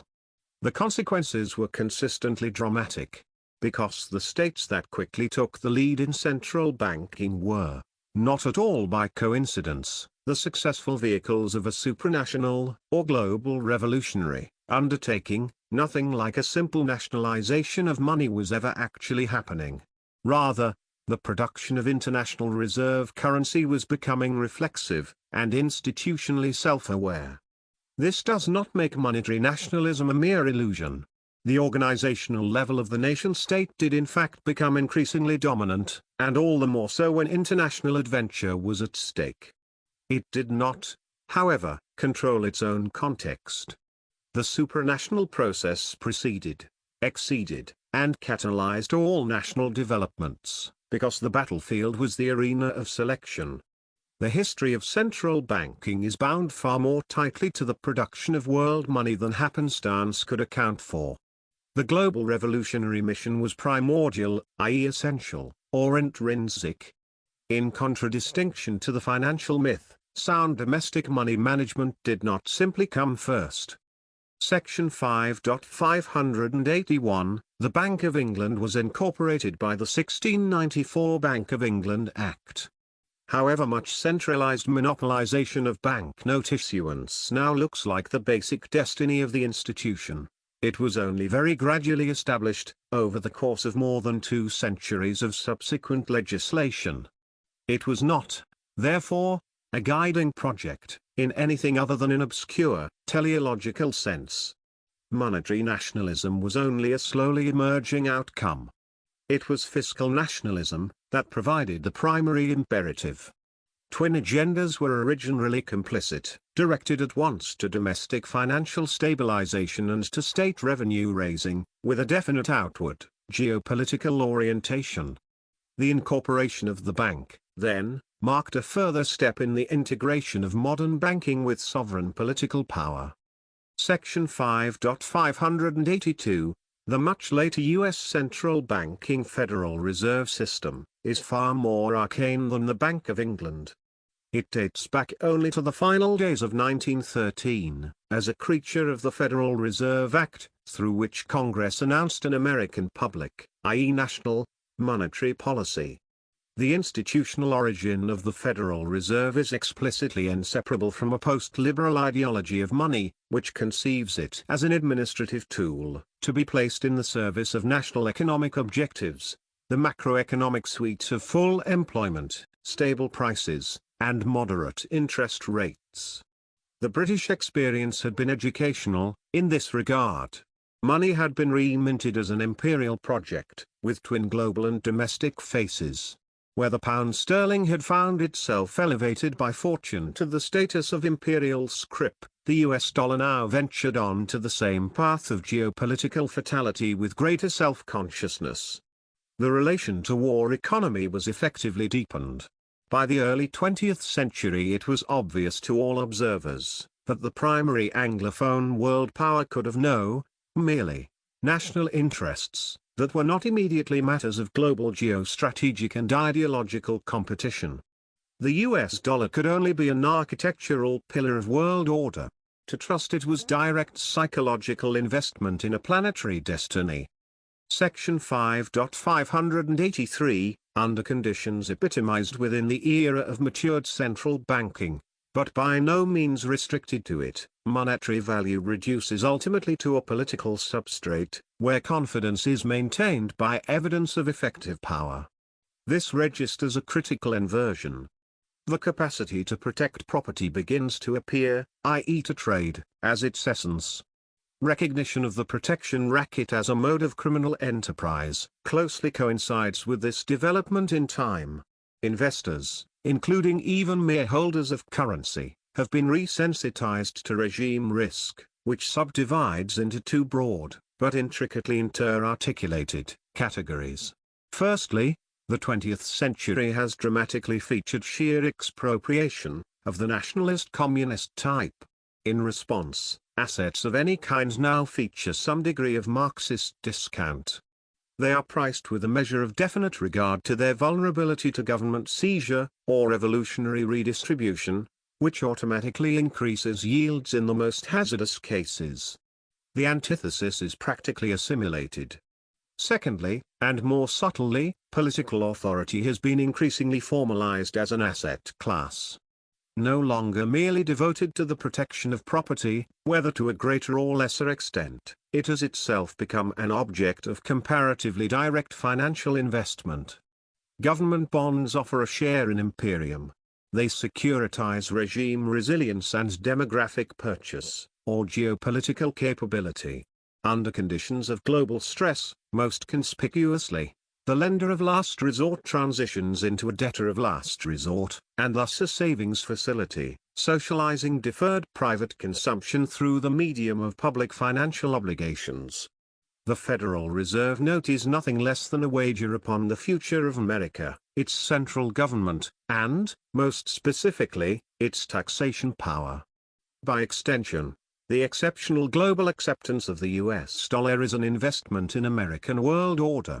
All these relations are analytically reversible.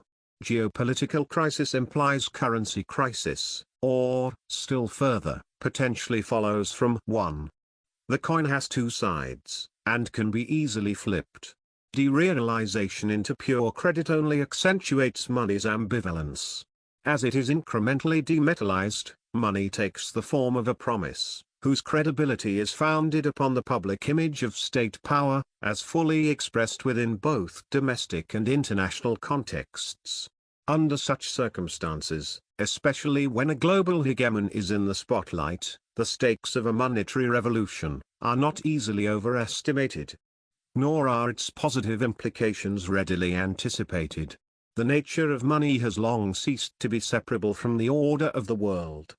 Section 5.59 As financial modernity advances, printing becomes an increasingly unreliable metaphor for money creation, even as paper continues to support its metaphors. The engine of currency production is no longer any kind of minting or printing, but fractional reserve, credit. At the limit, the formula of the macro epoch is an equation of money and debt. Its foundations are as old as modernity, but no older. Mere centuries sufficed for it to fabricate the illusion of something more archaic, or even eternal. Section 5.591 Political economy is an apparent identity, but a real synthesis. It requires a coupling mechanism. Concretely, the crucial communication medium has been the bond market. Given a fixed coupon, the effective interest rate will vary as the reciprocal of the bond price. The yield on government paper thus articulates a market verdict on the political regime. It expresses something far more valuable than ideological affection, namely pragmatic confidence. The question addressed is only, will this work? While stated confidence in government is communicated through a variety of professional channels, media, and electoral processes, revealed confidence is expressed through secondary markets in public debt. The bond market has provided such automatic commentary since the beginning of the modern period, already operating in the city-states of Renaissance Italy, and can even, again concretely, be identified as an essential or defining component of modern political economic governance. Capitalism might, quite sensibly, be taken to mean precisely this, at least up to the point currently reached. Political regimes make themselves an object of economic investment, inviting private wealth holders to go long government. Because this mechanism enables, to some effective degree, private markets in public policy, it provides the macro regime with its most important feedback control. We meet Janus again, as with every social regime. Political economy is only Janus's modern name. The ambivalence is the engine. A hinged singularity produces effects of pseudo-universality on its public face, and intelligible incentives on its private face. Continuous temptation to resolution, in one or other direction, adds camouflage as a supplement. There's a simple story you want to tell, which is how it hides. Section 5.592 Money has fully absorbed the ambivalence of political economy. This has made it cryptic, quite beside it becoming cryptographic.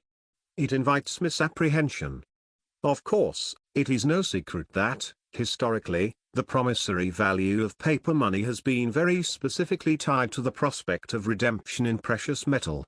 It is in fact almost, though not quite, the precise opposite of a secret, an anti-secret. With the consolidation of macro, this has matured into a type of tolerated hypocrisy, and something like an inside joke. A concession to tradition is made where it appears most harmless.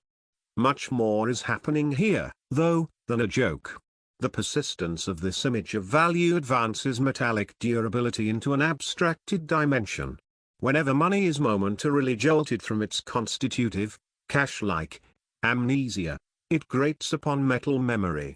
Sheer semiotic inertia would suffice to ensure this, in the absence of any additional considerations. The Mises regression theorem acknowledges the same track marks. Despite the appearance of anachronism, at no stage has this concrete definition of monetary obligation been formally updated. It has merely been repudiated. The commitment is restated without being maintained. This preserves it as a dramatic violation. To describe it as ritualistic sovereign transgression is not an excessive stretch. The repudiation of metallic obligation has been politically spectacular. Overt contempt for a nominally enduring formal constraint was itself sold as a viable, and indeed overwhelmingly dominant, socio-political position. The mass psychology of the New Deal remains entirely unintelligible until this is understood. The abuse was the attraction. In this way, as in so many others, the New Deal was classically fascist. When unleashed executive power is the selling point, there is no inclination to conceal the broken leash. It takes the trampling of old constraints to legitimate a Caesar, and it takes a Caesar to master popularity. Only hopeless naivety would recognize FDR as anything else. Section 5.593, ever since the gold standard was ended, the principal support for monetary value has been the state guarantee of its acceptance for the extinction of tax obligations. By denominating their exactions in the national currency, and thus authoritatively defining their medium of internal revenue, governments are able to support a very substantial demand floor for their own paper, whether currency notes or bonds. Within this arrangement, socialist and nationalist themes are merged, without significant remainder on either side. Government market making of this kind, in which the state operates as a customer, fulfills an important mercantilist function. In most modern societies it has a wide domain of application, extending typically across business sectors, more or less plausibly classed as strategic. Nowhere beyond the monetary sphere, however, is such a mercantilist program comparably cloaked by the purity of administrative fiat. The barrier posed to the adoption and spread of alternative currencies, by the normalization of state-centric monetary nationalism, vanishes beyond the horizon of public perception. It is only on the global periphery, among economies that are to some considerable extent dollarized, that the nation-state's monetary power remains naturally conspicuous, and thus susceptible to refusal. Section 5.594, the spontaneous cosmopolitanism of the precious metal coin, exposes, through contrast, the historical peculiarity of globalization in the age of monetary nationalism. Metal maintains an exteriority in relation to the minting regime. Its value index is a substance outside political dependency. Government paper, in contradistinction, requires additional institutional support. The decentralized verification process of the assay is not available or relevant. What matters for verification now is only the authenticity of the statement, whose negative is forgery or counterfeiting. The currency unit is irreducibly invested in its regime of issuance. Thus, forex operations become an institutional subspecies of international relations. Acceptance of a currency now implies substantive, rather than merely formal, political recognition. There can only be foreign exchange, once the right to make promises has been granted to all relevant regimes. Section 5.6, once extracted from a domestic competitive environment, through establishment of a state monopoly of currency issuance, money supply is exempted from commercial spontaneity, and becomes a macroeconomic problem. This is to say that it acquires the status of an overseen aggregate. Money is no longer conceived primarily as a kind, or as a distribution, but as a whole. It is envisaged in entirety. Section 5.61. It might be asked whether the term macroeconomics has anything reasonably described as a common usage. The word is intrinsically extraordinary. It implies a very specific structure of professionalization and credentialized expertise. In its maximally reified sense, as it is employed here, it also has a designation that might escape familiarity, and certainly seeks to. Macroeconomics is not merely an intellectual domain, or its corresponding social object, but a regime. Positive institutions are essential to it. These cross, consistently, between the realms of academic research and social administration. The theoretical procedures under consideration here are essentially managerial, shaped originally by policy orientation. The model macroeconomic thought experiment takes the form, what if the government did X? Thesis and recommendation are one. Macro never speaks, then, without a side address, at least, to the state. Power is endogenous to it. The ambiguity between macro the thing, and macroeconomics as a research domain naturally, and strategically, elicits confusion. Macro is a singular catastrophe in the technical sense, which is to say a systemic phase transition, but also, from certain inherently fragmentary, and now systematically marginalized perspectives, an actual socio-historical disaster. The clue to macro, so telling us to pass almost for a synonym, is oversight. It is lodged in that part of the social organism tasked with supervision of the whole. Section 5.611, between the whole and its parts, lies something more than a difference in scale. In no case does one simply scale up to totality. The whole appears only to oversight, or is made to seem so.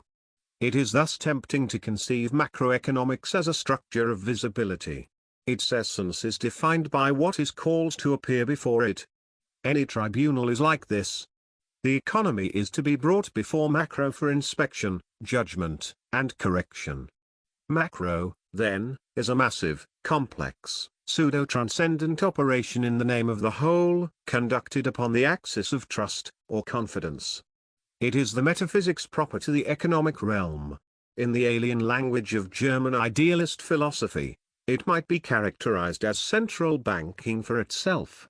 In this respect, among others, it could not be anything other than the mainstream magical tradition.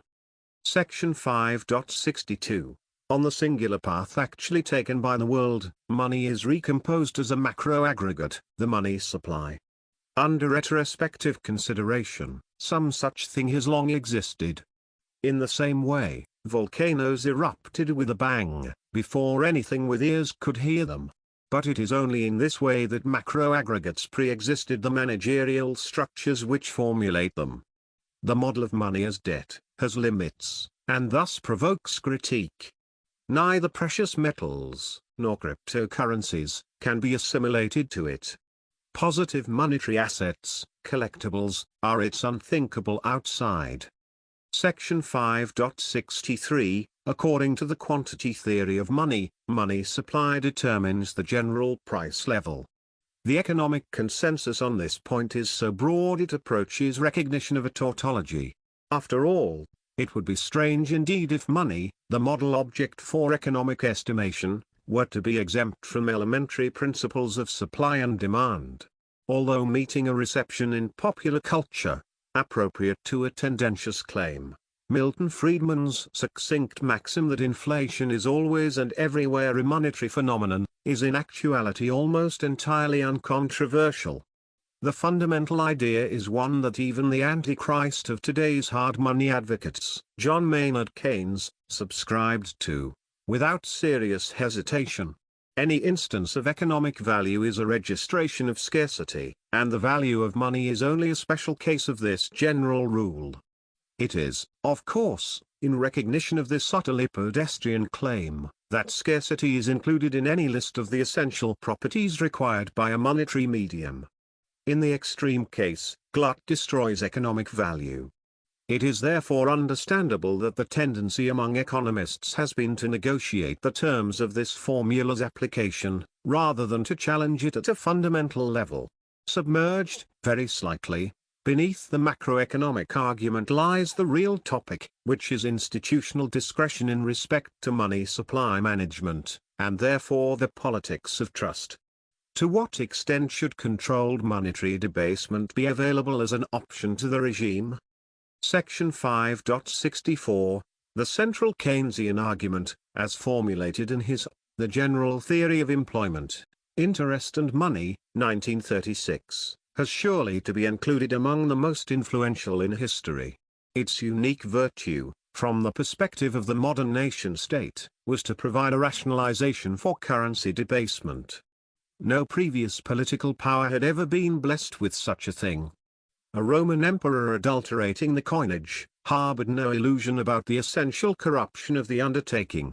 It was nakedly a swindle, whose advantages overrode reservation. Now, however, there was for the first time an articulate justification for what was essentially the same procedure. Macro grounds its legitimacy in the proposition that programmatic monetary devaluation can, under certain circumstances, have positive aggregate economic effects, by contributing to the mobilization of unemployed resources stranded in social liquidity traps. This trade-off between inflation and unemployment, formalized in the Phillips curve, has insinuated itself deeply into macroeconomic intuition, surviving even the complete collapse of its supportive empirical regularities during the stagflationary 1970s. It relates the inflation rate to an ideal socio-political equilibrium point, and therefore defines a managerial responsibility. Money is now indexed to a thermostat.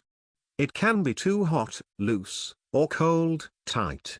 The regulatory imperative thus codified transcends any specific empirical hypothesis. The hypothesis is adjustable, and even radically replaceable. The new power, once installed, is far more resistant to retraction. Once the case for a campaign against cash preference has been entrenched at the level of mass psychology, its theoretical foundations become dispensable. The communist and fascist anti-bourgeois tide of the 1930s found its principal Anglo-American expression in Keynesian macroeconomics. Here, too, hoarding was denounced as a crime against the collective. Implicit socialization of all economic resources was made rigorously axiomatic. There is nothing so fragile as a mere theory. Here, then. Rather, there is the maturation of a socio-political program. The theory flexibly rationalizes a regime. Section 5.641. At the greatest scale of historical analysis, macro is characterized by the way it places itself beyond the bourgeois definition of civilization. Among modernity's ascendant prudential classes, high time preference, although impulse control, served as distinctive markers of barbarism. Civilization thus acquired a measure, corresponding to a time horizon. Industrial civilization was based upon psychological tolerance for efficient indirect methods. Roundabout production had secured its ethic. Macro breaks with all of this. Imprudence is now revalorized on Keynesian grounds as pro-social stimulation. To spend is glorious. Anti-bourgeois cultural politics and administrative economic doctrine become one. Section 5.65. When conceived theoretically, or targeted administratively, as a macroeconomic aggregate, the quantity of money turns out to be an extraordinarily elusive object. Two sources of complexity are especially notable. Firstly, the effective quantity of money is a twin-factor product, comparable to physical momentum, of monetary mass multiplied by velocity, the macroeconomic multiplier. Secondly, the nature of money is inherently multiple, and intensive. This is formally recognized by the systematically differentiated, and nested, monetary definitions, M0, M1, M2, M3, Mn, M omega, employed by economists and financial professionals. Any asset of non-zero liquidity is money to some degree of intensity. Monetary intensity is approximated by the reciprocal of the index between the speeds and types of money. There is only illusory orthogonality, or theoretical decomposition of the diagonal.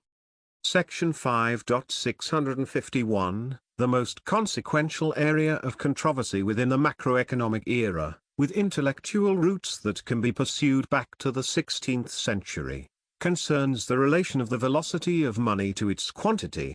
According to Irving Fisher's formula MV equals PQ, when the quantity of money and goods, M and Q, is held constant, the price level, P, becomes a function of monetary velocity, V. Potentially, and as a matter of historical fact, an entire technoscience of monetary management follows. Any authority that is attributed with responsibility for the money supply is compelled to concern itself with liquidity. Tightening-loosening defines the control axis.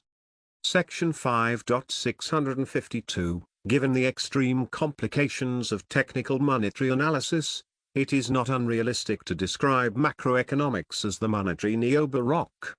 Its elaborations are implicitly unlimited. To present its convolutions as ultimately manageable, requires a more or less cynical public relations exercise. It cannot be admitted, for reasons of trust preservation, that the final overseers of the financial world do not have, and cannot have, any definite idea what money is. M-omega has no calculable determination. Far more importantly, at the other extreme, M0 is an advanced edge, and not a settled reality. It designates the intensive frontier of cash, commercial liquidity, or what money can do, as it has yet been historically encountered. In other words, it is problematic rather than thematic, experimental rather than conceptual. MX deranges all the formulas. We haven't seen anything yet. Cryptocurrency is showing us that. Section 5.653, to refer to a neo-baroque is to invoke a decadent paradigm, in something like the Kuhnian sense. Ptolemaic cosmology is the unsurpassable model. Crucially, it is indefinitely expandable. As it decays, epicycles accumulate, but never to a point of intrinsic lethality. There is no such point. The fundamental error is wholly retrospective. It would be no less mistaken to imagine the monetary neo-baroque dying from its own exploding complexity. Macro need only add epicycles. Nothing impedes such a development. Computers and professional hyperspecialization even facilitate it. Simplicity is for gold bugs, and other primitives. If macro's hypertrophic theoretical complexity appears increasingly magical, so much the better. Magic, as we have repeatedly seen, is functional. What matters to macro, as institution, meta-institution, or regime, is primarily the credible illusion of understanding. That is where its authority lies. Macroeconomics must only pretend to a theoretical competence that is practically unobtainable. In this, it epitomizes the socio-cultural status of expertise in progressive modernity, if not something far more general. Clerical authority has always rested on a pretension to mastery of that which is a mystery even to itself. Nothing new is to be expected there. Innovation arrives from outside. Section 5.66. Liquidity is valuable, uncontroversially. It has a price. This is to say, reciprocally, that illiquid assets trade at a discount. Financial systems therefore automatically assimilate the concept of liquidity to that of risk, which configures illiquidity as negative investment quality. The essential, and innovative, macroeconomic contention is that liquidity preference, beyond a certain threshold, becomes excessive, malignant, and self-contradictory. Rather than returning to equilibrium, it feeds positively upon itself. Generalized investment aversion drains the pool of liquid assets, on a spiral into depression. Spending, then, is a social obligation, whose collective importance justifies suppression of private discretion. In this way, macroeconomics provides a specific model for the tragedy of economic liberty. This is its most profound counter-modernist theme.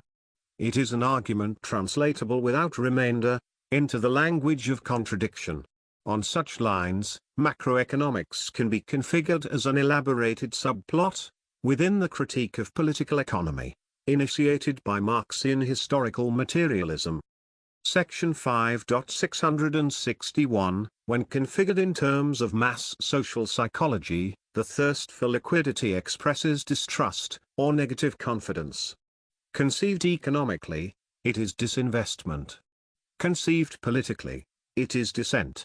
Only liberalism, of the old type, would dissuade a regime from seeking to suppress it, and macro, which is always macro in power, means that liberalism is dead. The point can be made more strongly. Macro is the death of liberalism, in power. Section 5.662, all earnest pretension to counter-cyclical policy notwithstanding, the systematic asymmetry is manifest.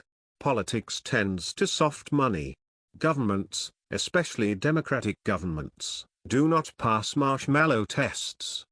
In the long run we are all dead, Keynes famously quipped, and in doing so the voice of the state, now channeled by macroeconomics, was immediately audible.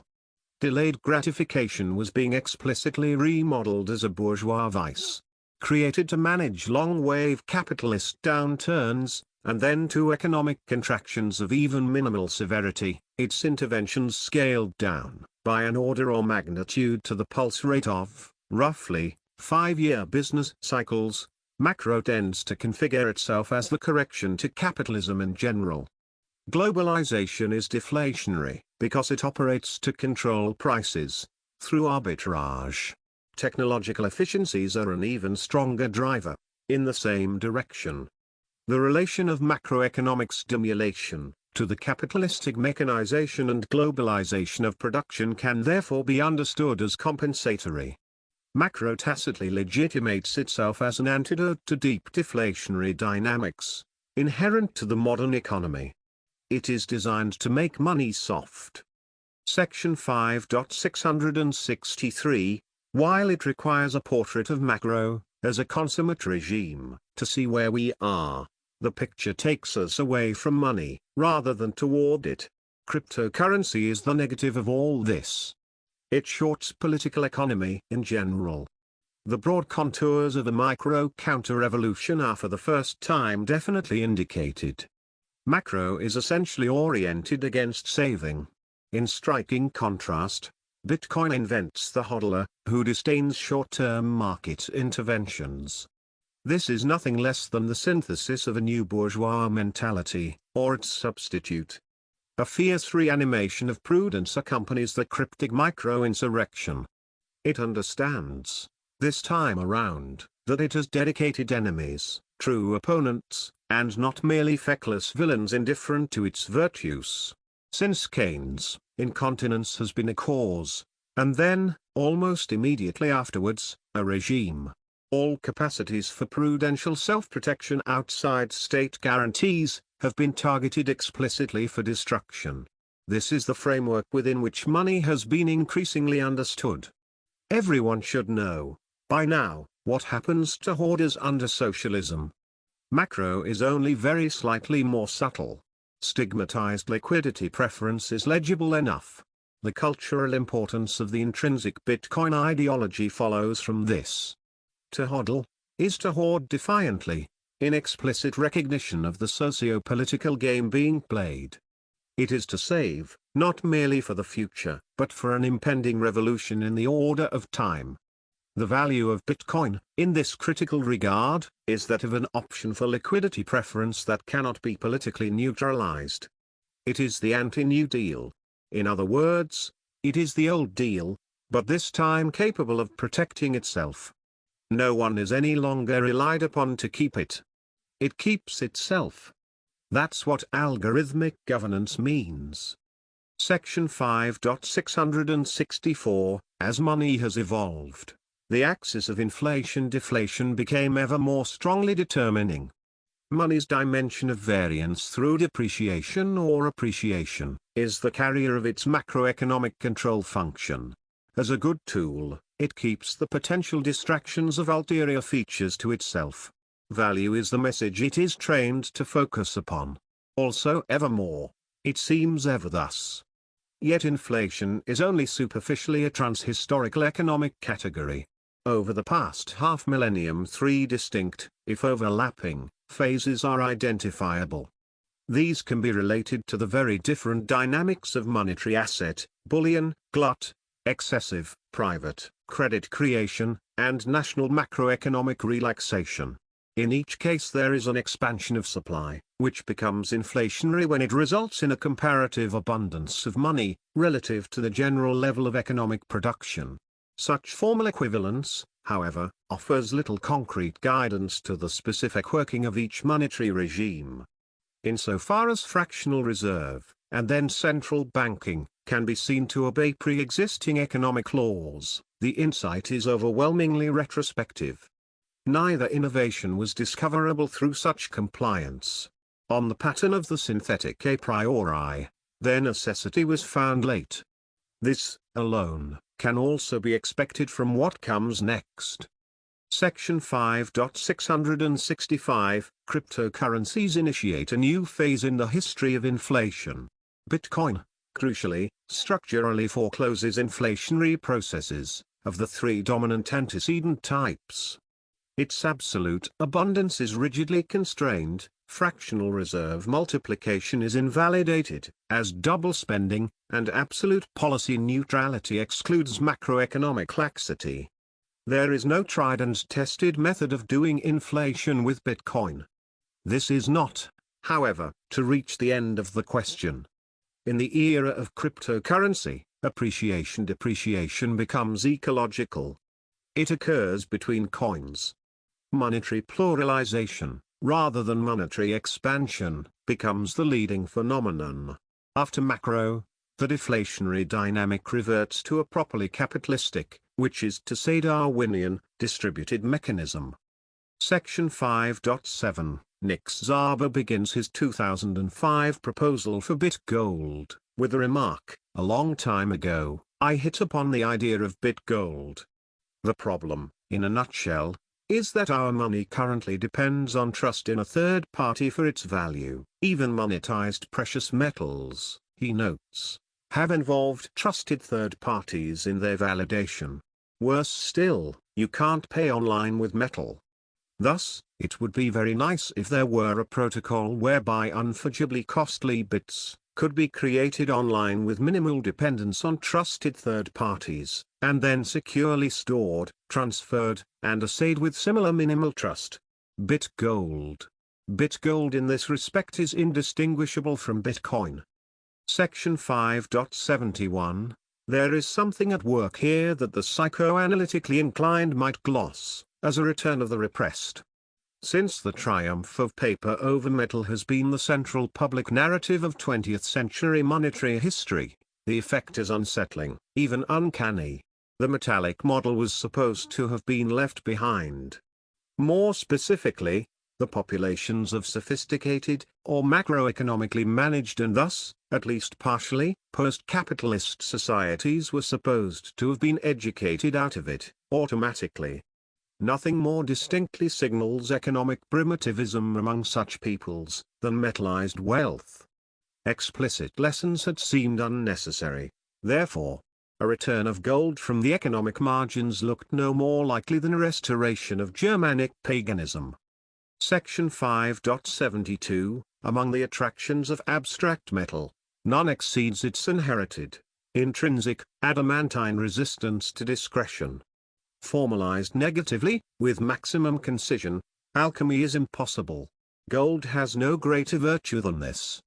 It precludes magic, as silver repels werewolves. The replication of this characteristic within a digital simulation is Bitcoin's most basic achievement. It has realized homeopathic gold. Not a molecule of the original substance remains, yet the solution still delivers the cure. Fully abstract gold has been modernity's obscure goal from the beginning. Invisible credit money was its defective preliminary draft. Bitcoin, it turns out, is the true philosopher's stone. Section 5.73 Since Bitcoin has no central mint, it cannot generate revenue in a way strictly equivalent to seigniorage.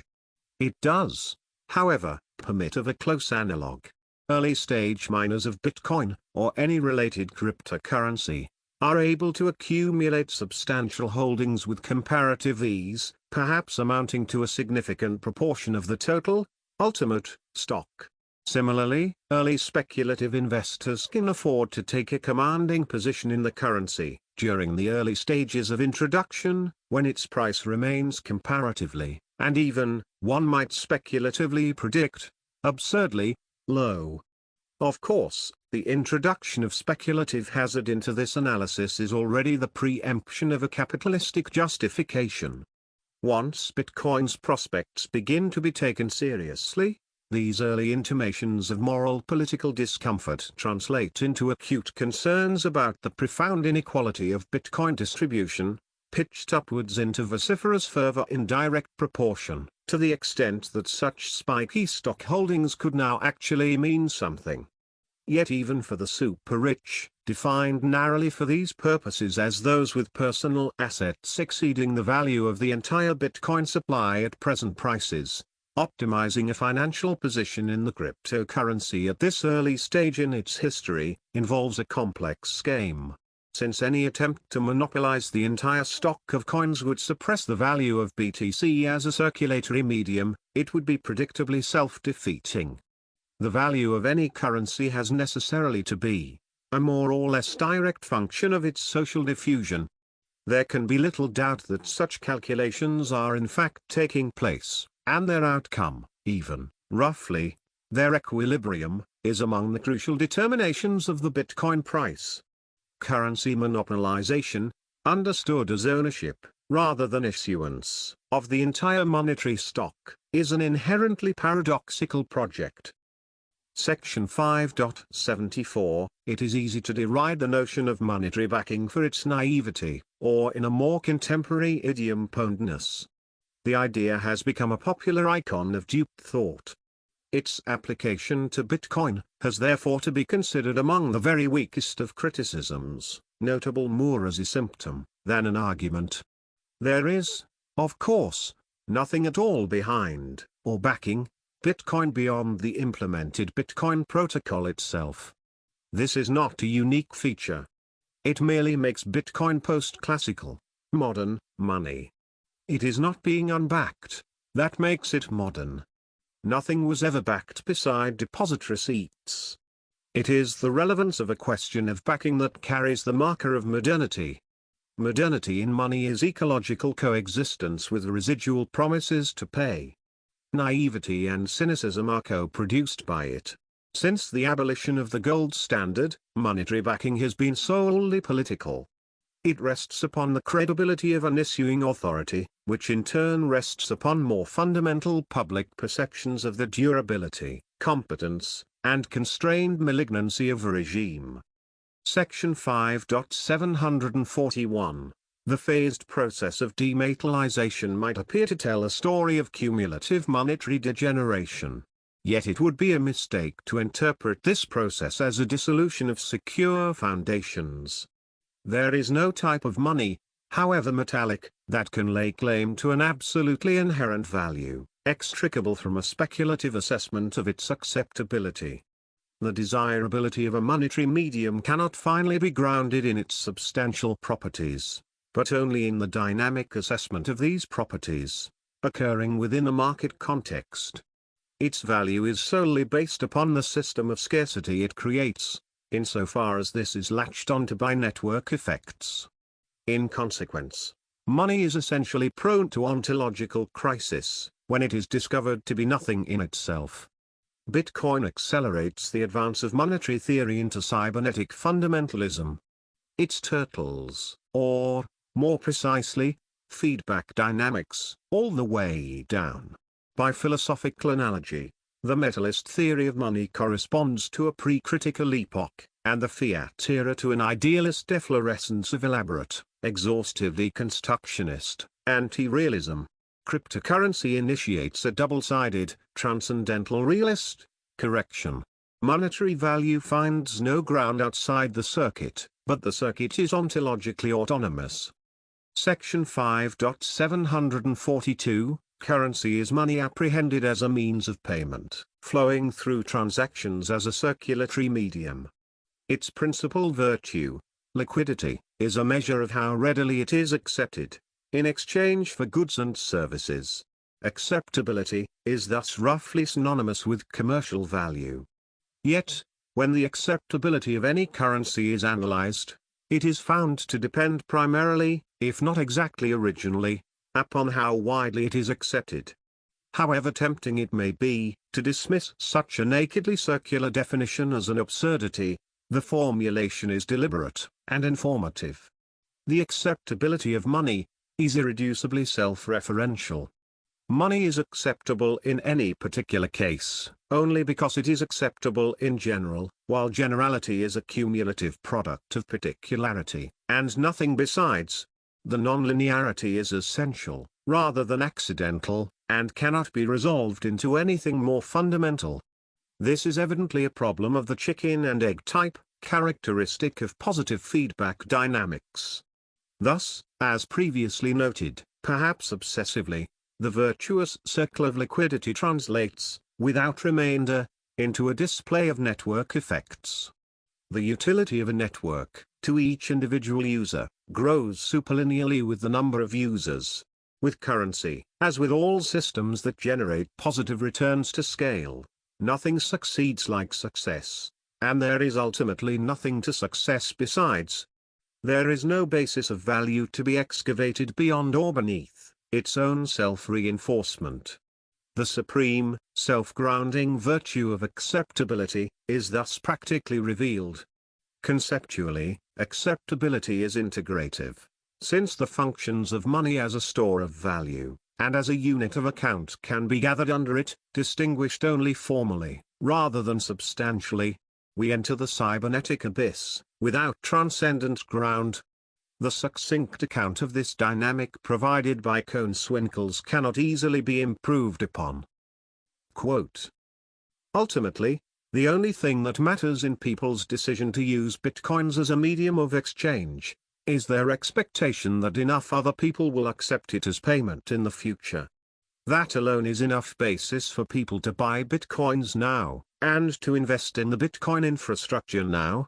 The circularity involved in the argument is unmistakable, but unavoidable, and, according to the Bitcoin enthusiasts, unproblematic. That's just the thing about a good that is used as money, or is expected to be used as money in the future. People value the good because they think that enough other people will value it. The circularity is just the network effect in action. End quote.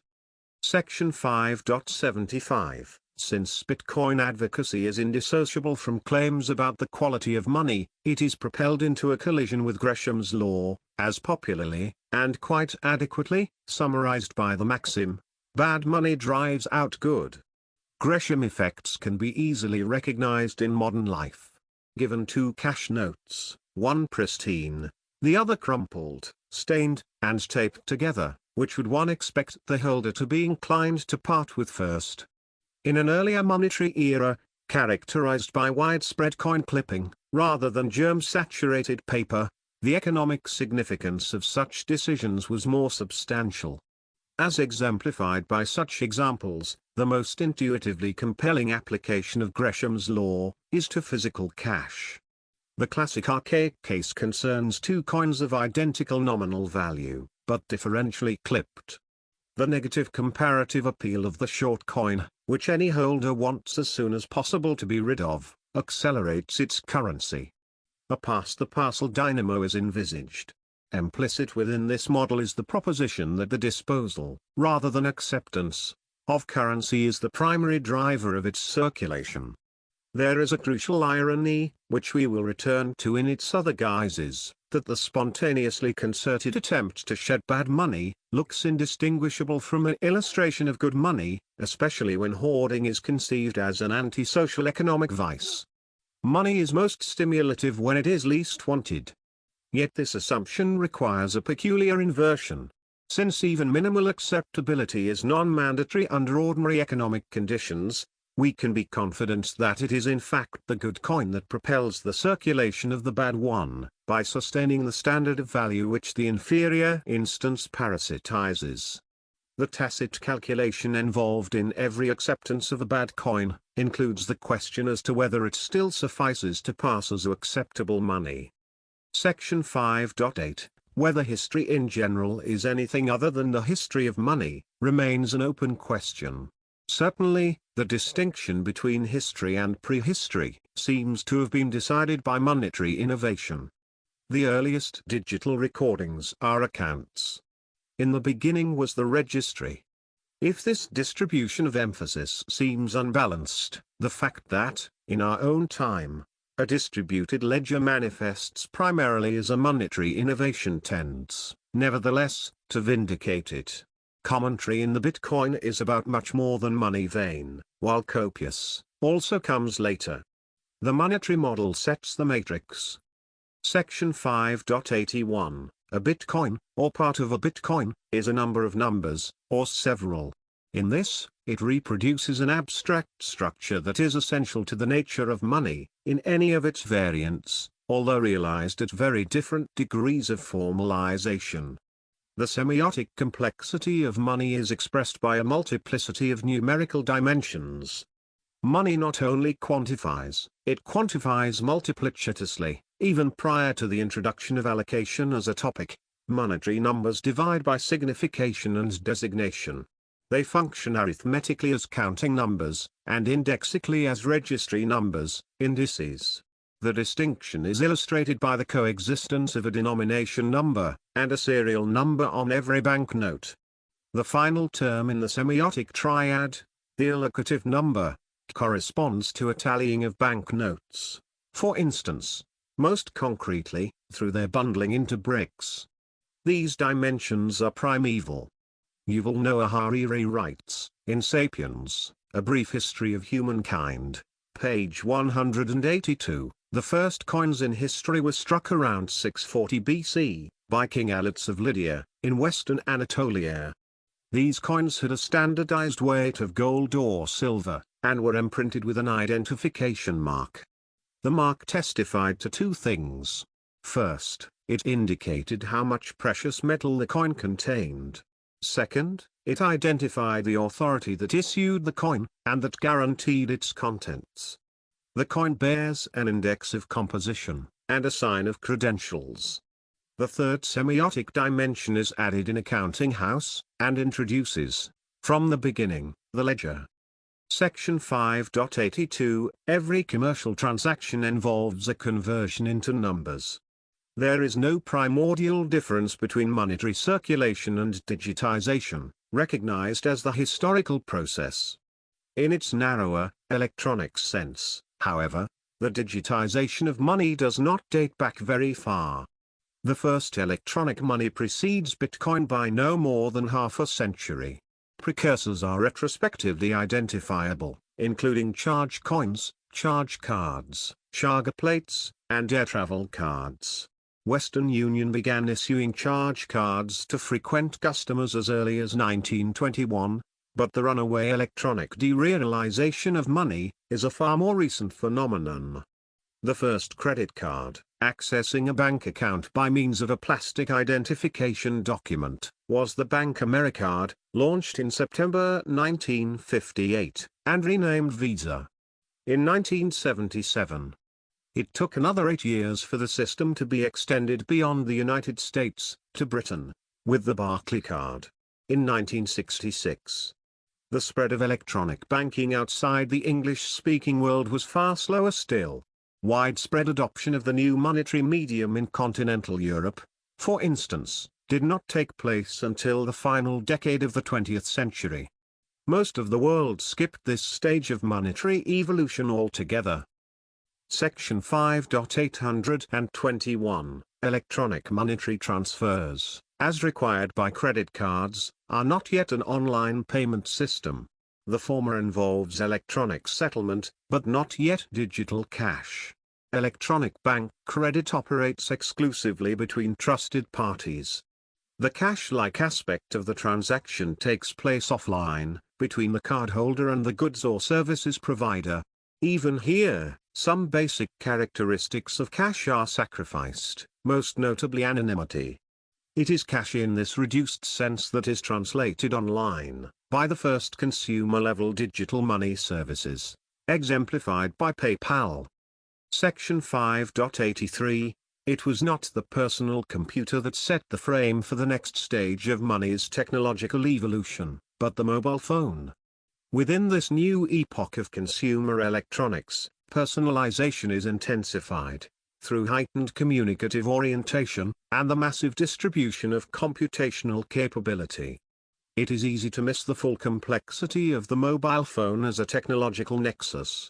Not only does it serve as a telecommunications and internet access device, but also as a scanner, and a personal identity hub. In combination, these features enable convenient, efficient, and passably secure monetary transactions. The serendipitous contribution of an inch-built camera to the mobile phone's function as a monetary platform is especially worthy of note. A facile photographic shot closes the transaction. The era of the barcode thus passes into that of the QR code. Section 5.831. The age of mobile payments dates back only to 2007. In that year, Safaricom and Vodacom, the largest mobile network operators in Kenya and Tanzania respectively, released their M-Pesa mobile phone-based finance application, developed by Vodafone. M-Pesa abbreviates mobile money, in hybrid tech jargon, and Swahili. The application was designed to support elementary banking services, on wireless telecommunications, in drastically underbanked societies. It enabled monetary exchanges between users, with the additional capability to facilitate microfinance credit. Anybody with identity certification, such as a national ID card or passport, could use M-Pesa to deposit, withdraw, or transfer money through their mobile device. Its rate of adoption exceeded all expectation, resulting on social, cultural, and commercial success on a now already legendary scale. From its takeoff point in East Africa, the service was subsequently expanded into Afghanistan, South Africa, and India, reaching Eastern Europe in 2014. It has been in China, however, that the new fusion of money and telecommunications has developed most explosively. China's mobile payment market has been opened by its internet giants, Alibaba and Tencent. Up to late 2015, Alipay dominated, accounting for over two-thirds of mobile purchases by value. Tencent's competitor system, based upon its WeChat social media application, consolidated its position through a highly successful marketing campaign themed by digital emulation of traditional red envelope monetary gifts. By the first quarter of 2017, Alipay and WeChat between them were servicing 94% of the country's mobile payment market. Chinese late mover advantage has enabled the country to leapfrog plastic, transitioning directly from paper to wireless. By early 2017, US online payments amounted to scarcely 2% of the Chinese figure, which had reached the equivalent of $8 trillion. Section 5.84, the story of electronic money is not exhaustively subsumed into that of banking. It has various quite separate lineages, of greater and lesser independence. One of the most important of these, passes through online multi-user environments and games. The fictional quality of in-game monetary systems has shielded them from regulatory scrutiny, to a degree that cannot easily be philosophically defended. They thus open a zone of special interest in regards to the ontology of money. What is the relation of real money to simulated money? Virtual currencies, such as the Linden dollars, $, of Second Life, made this question ineluctable. If online pretend currencies had an exchange value, denominated in offline real currencies, as they soon did, how solid could any ontological discrimination between the two be? It began to dawn upon commentators that a new age of private currency issuance had been surreptitiously initiated. It is perhaps a matter of mere historical contingency, that far more consequential developments have not yet been catalyzed in this zone. There are few obvious limits to what might have come. Section 5.841, The industrialization of virtual currency production in the crypto epoch, was partially anticipated by the phenomenon of gold farming in the world of MMORPGs, or massively multiplayer online role-playing games. Many of the most popular MMORPGs permit trading in items of in-game value. For instance, a special weapon acquired at the cost of much in-game effort and peril, and therefore scarce enough to be precious, might be surrendered by one avatar to another, in exchange for an out-of-game payment between their respective players. Such arrangements called out for economic rationalization, through specialization, concentration, and internet-enabled geographical labor arbitrage. China's business renaissance, during the reform and opening period, coincided with the emergence of this opportunity, and its new entrepreneurs moved nimbly to take advantage. Tedious gameplay was quickly transformed into commoditized labor, as cheap, capable, Chinese youngsters were organized by upstart businesses to undertake grueling virtual activities. Such gold farms thus functioned as exchanges.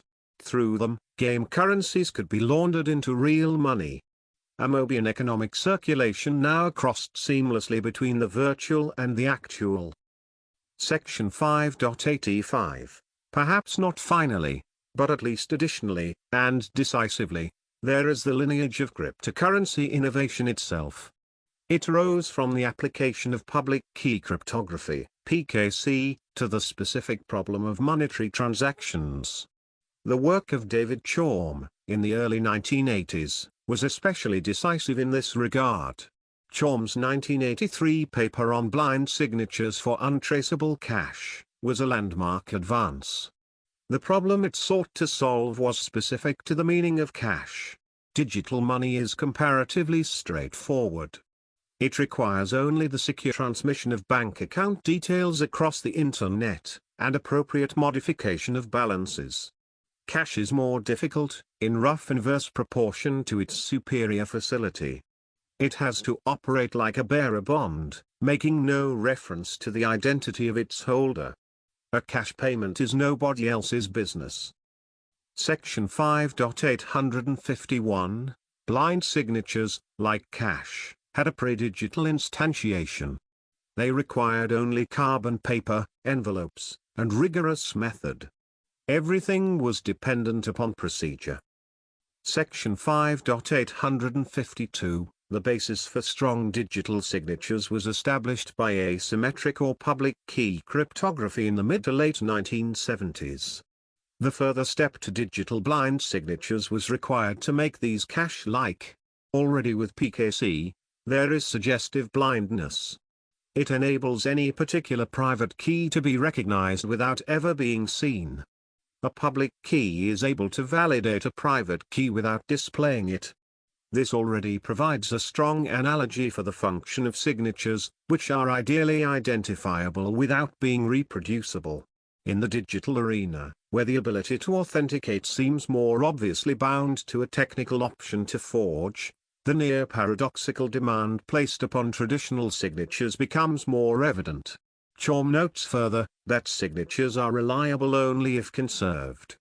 An additional near-paradoxical demand placed upon them is that they cannot be repeatedly copied. Section 5.853, Chaum's insight was properly transcendental philosophical, or diagonal. It achieved the apparently impossible, translating cash into cyberspace, by conceptually breaking the false tautology of authentication and identification. The new diagonal creature thus released, was the verified but anonymous holder of communicable virtual property. Something like a prototypical cryptocurrency is thus initiated. Chaumian cash, or eCash, was actualized as DigiCash in 1989, which survived into 1998. Section 5.854, Chom has a reputation for prickliness, which intrudes into the storyline, at least insofar as it led him to turn down an offer of $100 million from Microsoft, to incorporate DigiCash into Windows 95. It is difficult not to see history fork here. An alternative history exists in which cryptocurrency was mainstreamed by the late 20th century.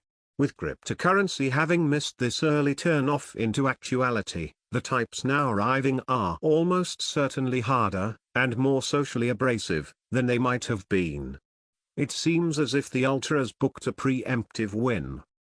Section 5.86, Arvind Narayanan and Jeremy Clark helpfully decompose cryptocurrency, as initiated by the Bitcoin synthesis, into three functional modules, which can be traced back along distinct technical lines. Crossing the threshold into cryptocurrency requires bringing together a resilient decentralized registry, secure value tokens, and a gauge of computational contribution, in a fully converged operational singularity. Within this combination, each thread exposes its complicity with an abstracted realization of money, in one of its three ineliminable semiotic aspects. The index of value storage, the sign of accountancy, and the token of actual payment, i.e. exchange, are the exhaustive, irreducible, indispensable, and mutually dependent features of any functional monetary order. Section 5.861, the early 1990s saw the conceptual innovation of robust, or append-only, data structures capable of providing secure ledgers. Such structures introduce a gradient. They make databases sedimentary, and time-like. The past is protected against revision, as a type of artificial, hard, or ideal memory. Irrevocable commitments were thus digitally supportable. Since backing out of an executed deal is the typical mode of double spending, a capability for the hardening of commitments has special relevance to the implementation of cryptocurrency. Indeed, its importance is such that there is a tendency among much Bitcoin commentary to reduce the innovation to the blockchain, which is itself then summarized as a distributed, revision-resistant ledger. Remaining within the Narayanan and Clark's schema, the technological lineages leading to the emergence of such decentralized chronotypic databases are themselves susceptible to further triadic classification.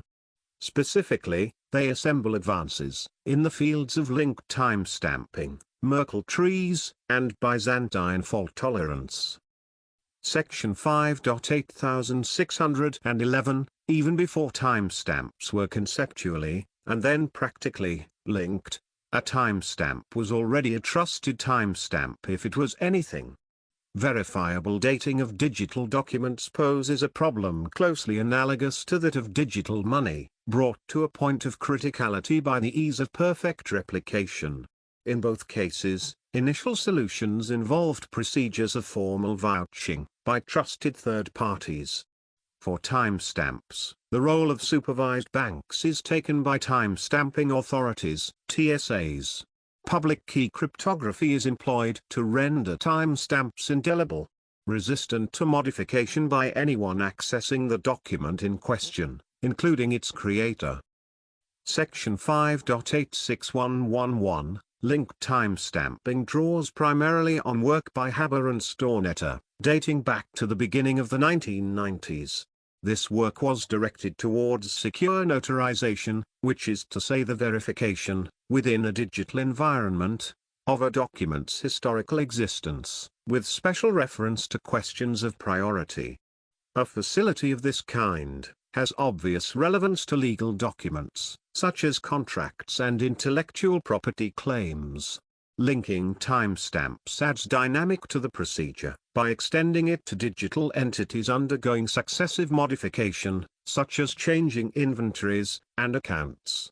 At each discrete stage of transformation, an additional timestamp is signed, or, in later versions, hashed, constituting a chain, pointing into an increasingly edit-resistant past. Each timestamp in the chain envelops the preceding series. It thus establishes public order, or absolute succession, in which the past is uncontroversial and secure. As Satoshi Nakamoto notes in the Bitcoin paper, each timestamp includes the previous timestamp in its hash, forming a chain, with each additional timestamp reinforcing the ones before it.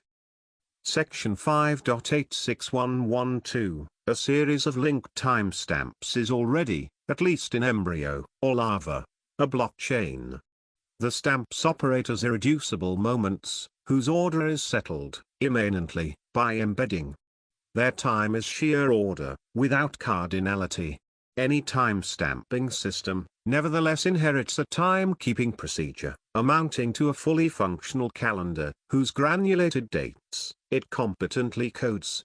Unix time is the most widely applied system of this kind. Bitcoin adopts it. Section 5.86113, taking timestamping into trustlessness was a development that had to await Bitcoin. While linked timestamping provides the basic architecture for secure, edit-resistant ledgers, their robust decentralization depends upon additional cryptographic advances, supporting validation, compression, and consensus.